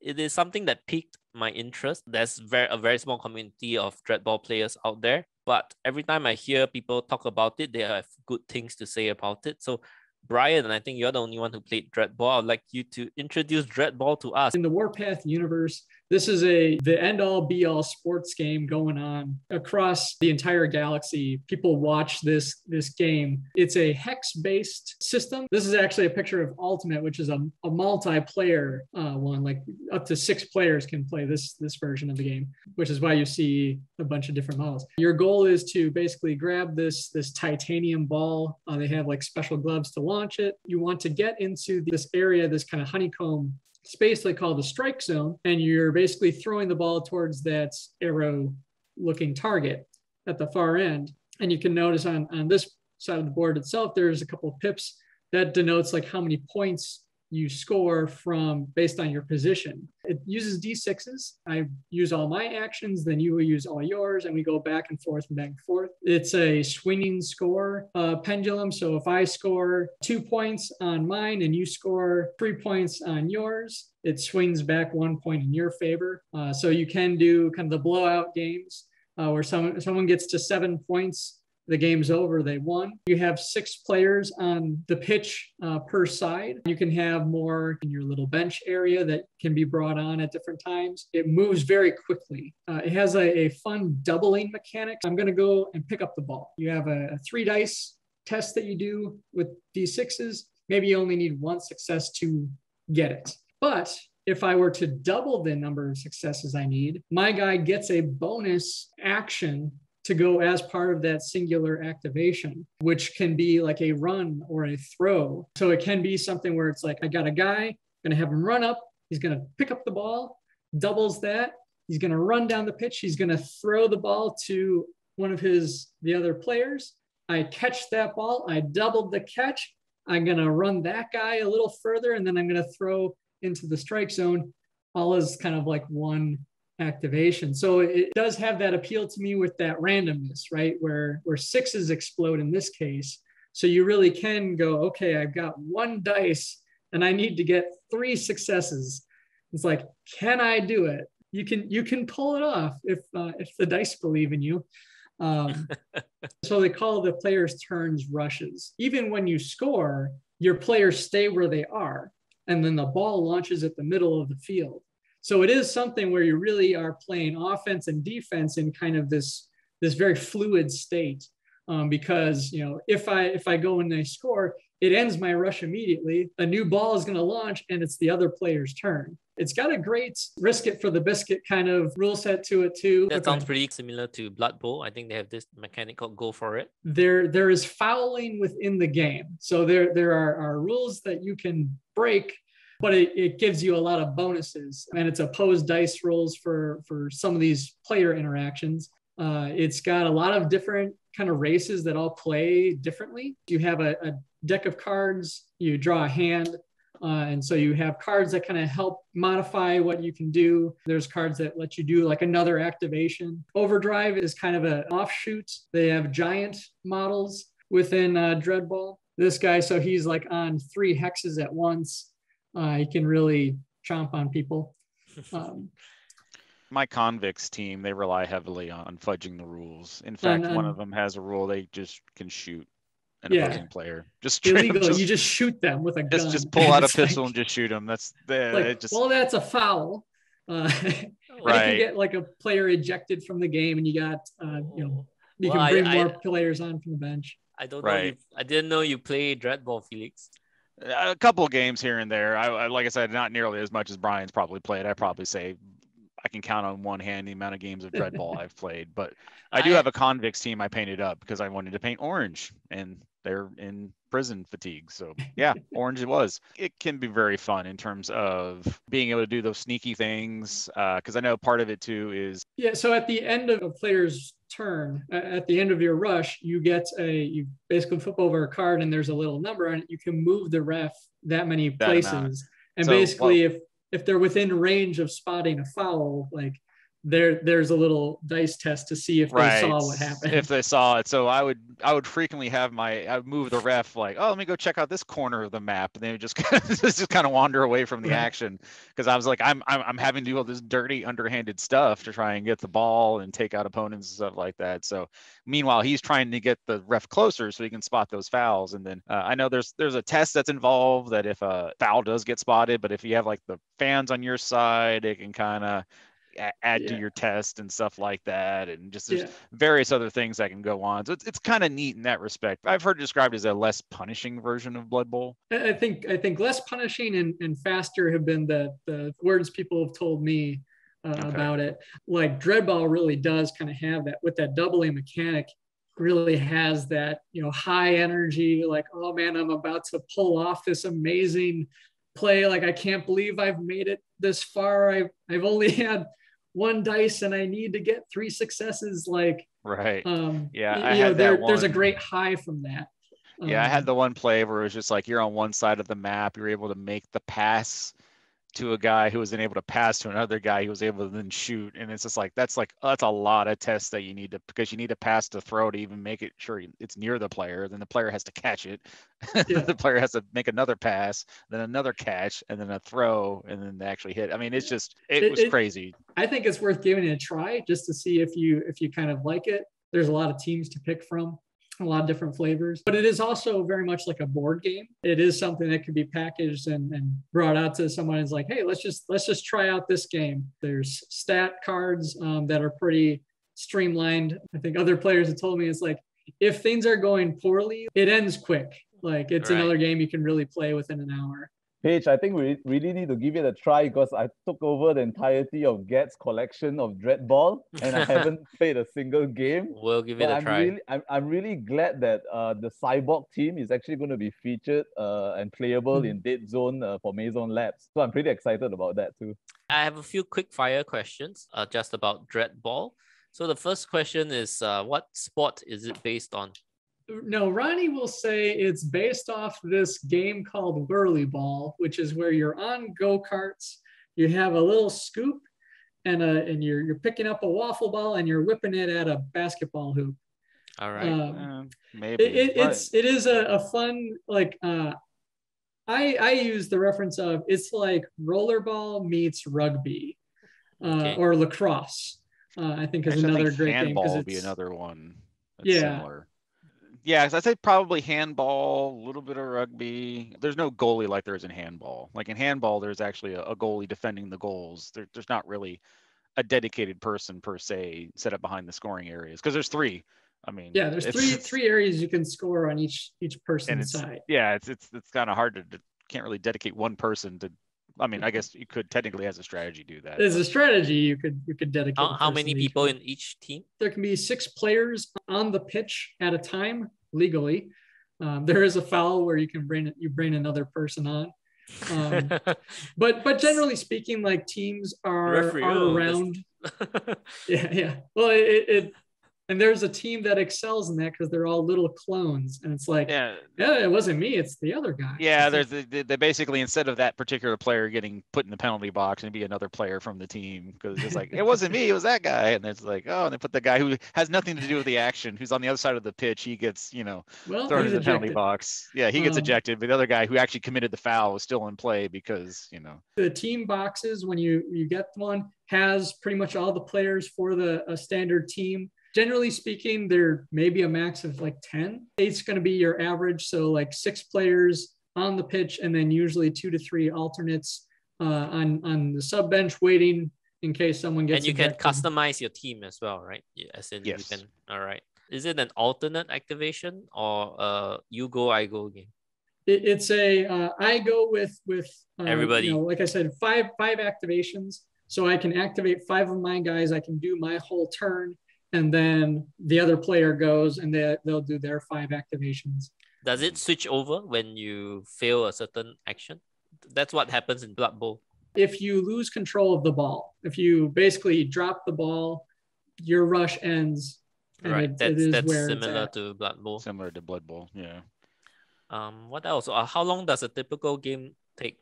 Can be like a 45 to 1 hour kind of play time. It moves pretty quick.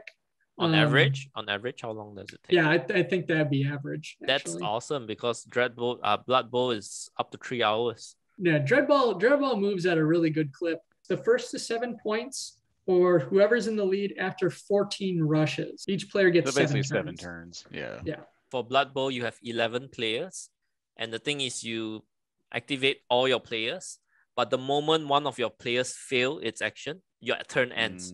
Yeah. So there's a lot of time planning. This needs to happen first. I have to activate this guy and then this guy. So you have to keep planning, which right. And that's why I think it's a less punishing version of Blood Bowl because, like I said, you can fail a bunch of actions as long as you just don't lose control of the ball. Yeah. I can activate a guy up to 2 times. So, it's a lot more flexibility in that respect. Yeah. And then looking at Mantic's website, it does say 60 minutes for a game of Dreadball. So Captain Trivia.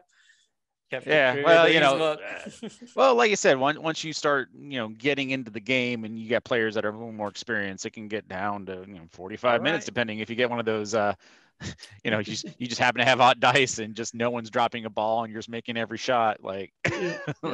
All right, thank you very much, Bryan and Felix, for introducing Dreadball to us. We're just gonna end this off by sharing a few of our models and collections. This is my Order of the Green Lady army, which I have another video on my YouTube channel, so you guys can probably look at that. But share it out. I love the bird. I think I speak for the community. It's like, this is ridiculous. No, it is amazing, but it is also ridiculous. all conversions. Most of my models are converted. None of them are stock standard. Yeah, notice like no one kept their army near his because they're just like, I don't want to be judged off this. And you managed to pull out. Was this 100% Mantic? Yes, 100% Mantic. Everything for an army that is supposed to be like an offshoot for the Bretonnian players. Even the water horses, I use Mantic horses. That's amazing. That's ridiculous. All right, and I'll just quickly share my Deadzone collection. This is my enforcers. And my local community has not been kind to me. They have shown no mercy to me. If they're bashing the baby seal, I have 0 wins and 4 losses so far. No one's giving me any shit, man. So I will say, so when I did the Deadzone campaign, what was it, 2 years ago in 2018 or 3 years ago? I can't remember when the Deadzone I think it's 18. was. I think I was like 1-9 in the campaign. Like I just got the floor wiped with me. But it was funny because I'm doing the playtesting for third, and I hadn't won a single game yet, with GCPS and all that stuff. Because my buddy plays Marauders, cheating Marauders. Well, then like we played 2 games that day, and they were just quick because I just died so quickly. But I was just like, let me try this with Maison Labs, and I absolutely wiped the floor with him. I was just like, maybe I found my faction for Deadzone. So. I had the games versus the Plague, and then like the first 2 turns, I'm like, I'm killing him left, right, and center. Left and right, I'm feeling bad for him, and then the third and fourth round, he just pounced on me. I'm like, I'm dying. Yeah. Well, the funny part with the Maison Lab stuff, because they have a little bit of the Plague, right? The GCPS, but then they've got a little bit of the Plague elements, and so like I just had I had some Plague victims and technicians just running around one of his flanks, and they were just mucking things up. Plague victims are on your face so quickly that he just didn't have time. All of a sudden, these melee monsters just run into play and start just wiping out orcs left and right. It was quite beautiful. So, Felix, do you have your Northern Alliance to showcase? I do, and they'll be next whenever I send the pictures. Imagine your mind's eye. The pictures for my Northern Alliance. Oh, they look great. Yeah, wow. look at that. It's amazing. Yeah. Did well with this one. So yeah, they're really good. So the colors are just pop. The magic of editing, it's all gonna be perfect. Don't edit this part, just leave it in. We'll just let people drink in the awkwardness as we start showing the actual images. So this is my next army project, Persian Abyssals. So I have the test model still on my pin handle here. Nice. It's a OGW pod. Fred, do you have anything to show? Well, first I want to show is not a model, but it's an announcement about upcoming event. Epic Dwarf GT in Oslo in January. I made a website. You can go to epicdwarfgt.com, and you'll be rerouted to a Kings of War forum thread about that. So we're trying to restart our tournament life here in Oslo, and getting back to it. So I just wanna this is the day I've been announcing it. So I just thought I would announce it once again. So I have some simple Forge Fathers. 200 points. Very is nice. Black, and this is my demo army. So the ones with the red helmet, they are the like specialists with the super cannon. The ones that shoots like 8 tiles, and the Hellblaster, I think they're called. Yellow is the leader, and the grayish green, they have smoke grenades. I wanted to make a way to differentiate between them. I think that was the Hailstorm auto rifle. Yeah, exactly. Yeah. That's the dwarven sniper, isn't it? And I have a sniper with a heavy machine gun. Exactly. Oh, nice. Oh, nice. Yeah. So I tried some camo armor on the guns, like urban camo. It looks sharp. Yeah, and these are some of those metal parts with the claws, which I really like, to make a bit cooler commandos. Sniper here always dies, but I love him. Marauders are fun in Warpath because they're not like the crazy barbaric imbeciles. They're incredibly smart and cunning. I really like to play them.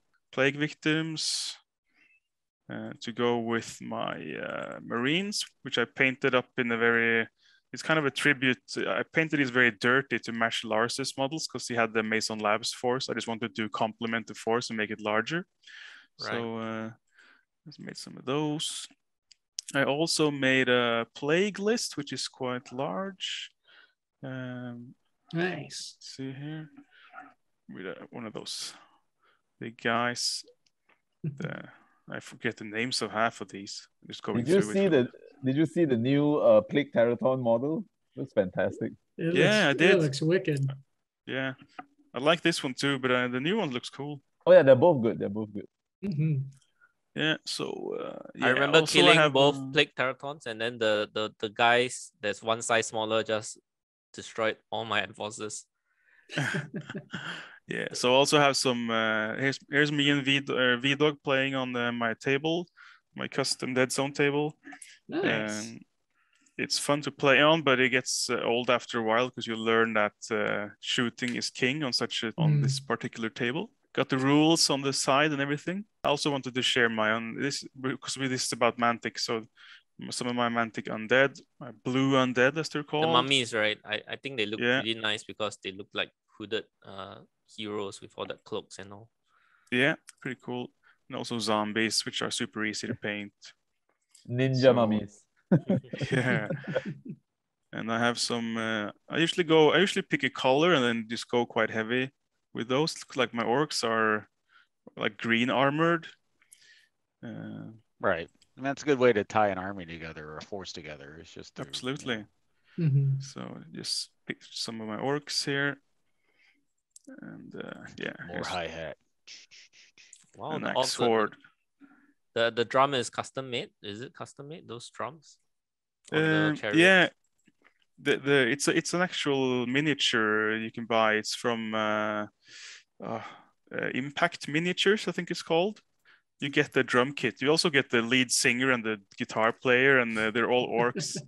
So reminds me of Mad Max. Yeah, very Mad Max style. Yeah. I think that's the. I also did the Tabletop Simulator for Kings of War this previous COVID season. Here's a 4-person game of Kings of War, which I had with, I think it's just me, V-Dog, Martin, and Jürgen.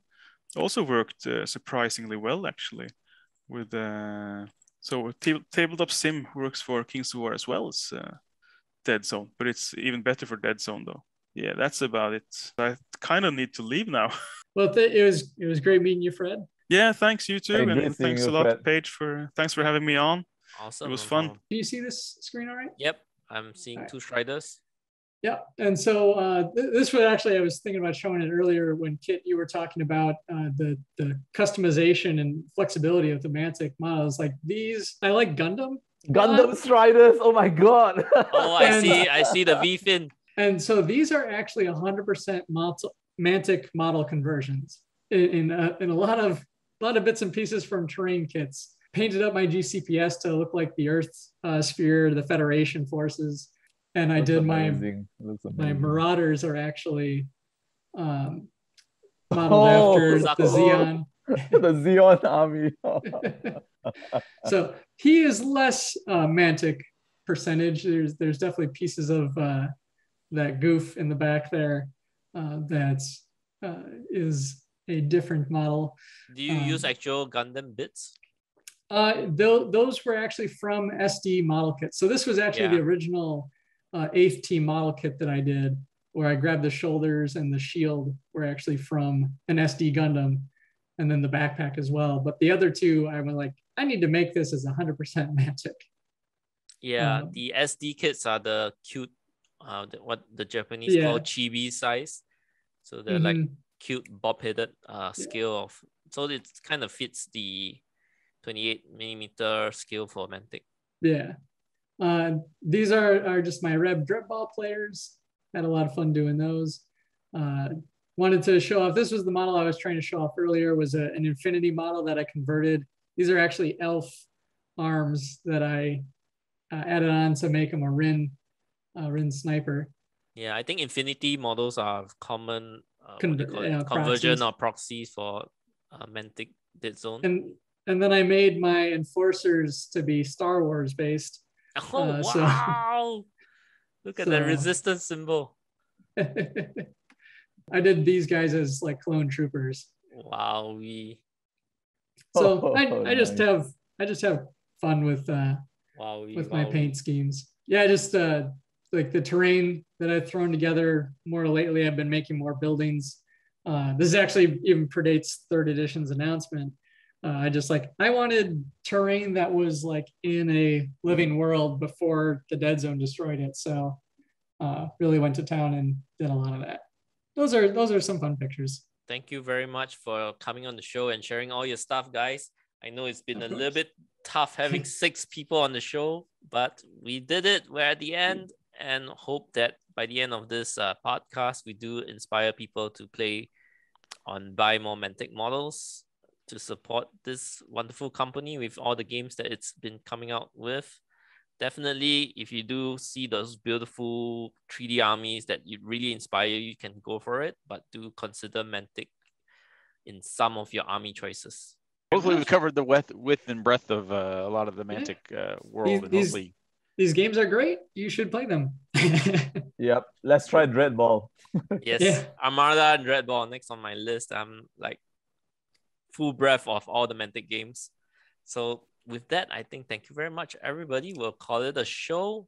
Yeah. And thank you, Paige. This was a really Bryan. fun time. I just Facebook messaged you. Are you the Bryan on the podcast? On the podcast? Yeah. Right. And yes, thank you, Kit. Thank you, Bryan. Thank you, Felix. And of course, thank you, God and Fred as well, who has had to drop off earlier. See you guys next time. Thanks, everyone. See you. Right. Take care. Stay safe. Hey guys, just a post-production message here. What we have discussed in this podcast, we're not trying to diss any players that are playing with non-Mantic armies, but we are trying to encourage people to play more Mantic armies and buy more Mantic product to support this company. Because look, we have been 6 years since the Warhammer Fantasy World collapsed and there's an influx of Kings of War players. 6 years it has been. But if you walk to your recent tournament, if you look down all the armies that's on the table, how many of them are Mantic, right? I don't think there's a lot of it.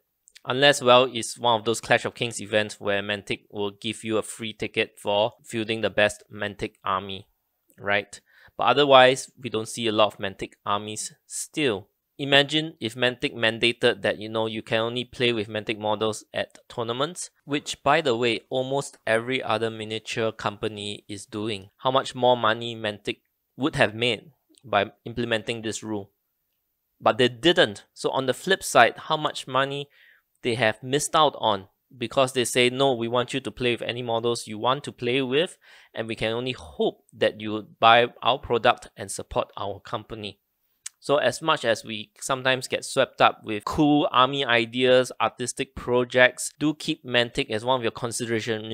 I can try to make a cool army with Mantic as well. Having Mantic armies also look better at your local game store when you're trying to convince people to play Kings of War. If not, you're like, oh yeah, I'm playing Kings of War, but these are not Mantic models. So, the branding, the optics needs to be there as well, especially if your local game store carries Mantic, and maybe if you buy enough, they will want to carry Mantic products. And the sales of the Mantic products will give them more confidence to make more models, right? Especially hard plastic models, because those cost quite a bit. A lot of people harp on the elf models from Mantic. Now look, they could try to make a new hard plastic sprue of elves, but they're not confident that enough of us will buy them. And I'm not even confident enough people in the Mantic Kings of War community would buy those sprues. So it is a very high risk for them. Surely they want to make nicer elves, but like what's covered in the podcast, if they're not going to make something that's unique in the market, people might just buy other companies' elves or other Patreon scalps, because there's a ton of choices out there. So for those who don't have a Mantic army yet, I do encourage you to plan your next army to be Mantic. If you already have at least one Mantic army, try to alternate. So like my next army project will be a Mantic army project. After that will be a non-Mantic army project, and then it will be Mantic again. So that way we work towards like a 50% Mantic army collection, and that we're trying to support this company that produces this wonderful game that we love. If you're from the Asia Pacific region, do consider checking out Hammer House website for your hobby needs. They carry a wide range of miniatures and hobby supplies, including Mantic, Vallejo, Scale 75, and Green Stuff World products. Thank you for watching and listening to this podcast. If you have enjoyed it, you can send me some encouragement by liking the video on my YouTube channel, Newbie Dice, and do consider subscribing to my channel, Newbie Dice, for updates on future content.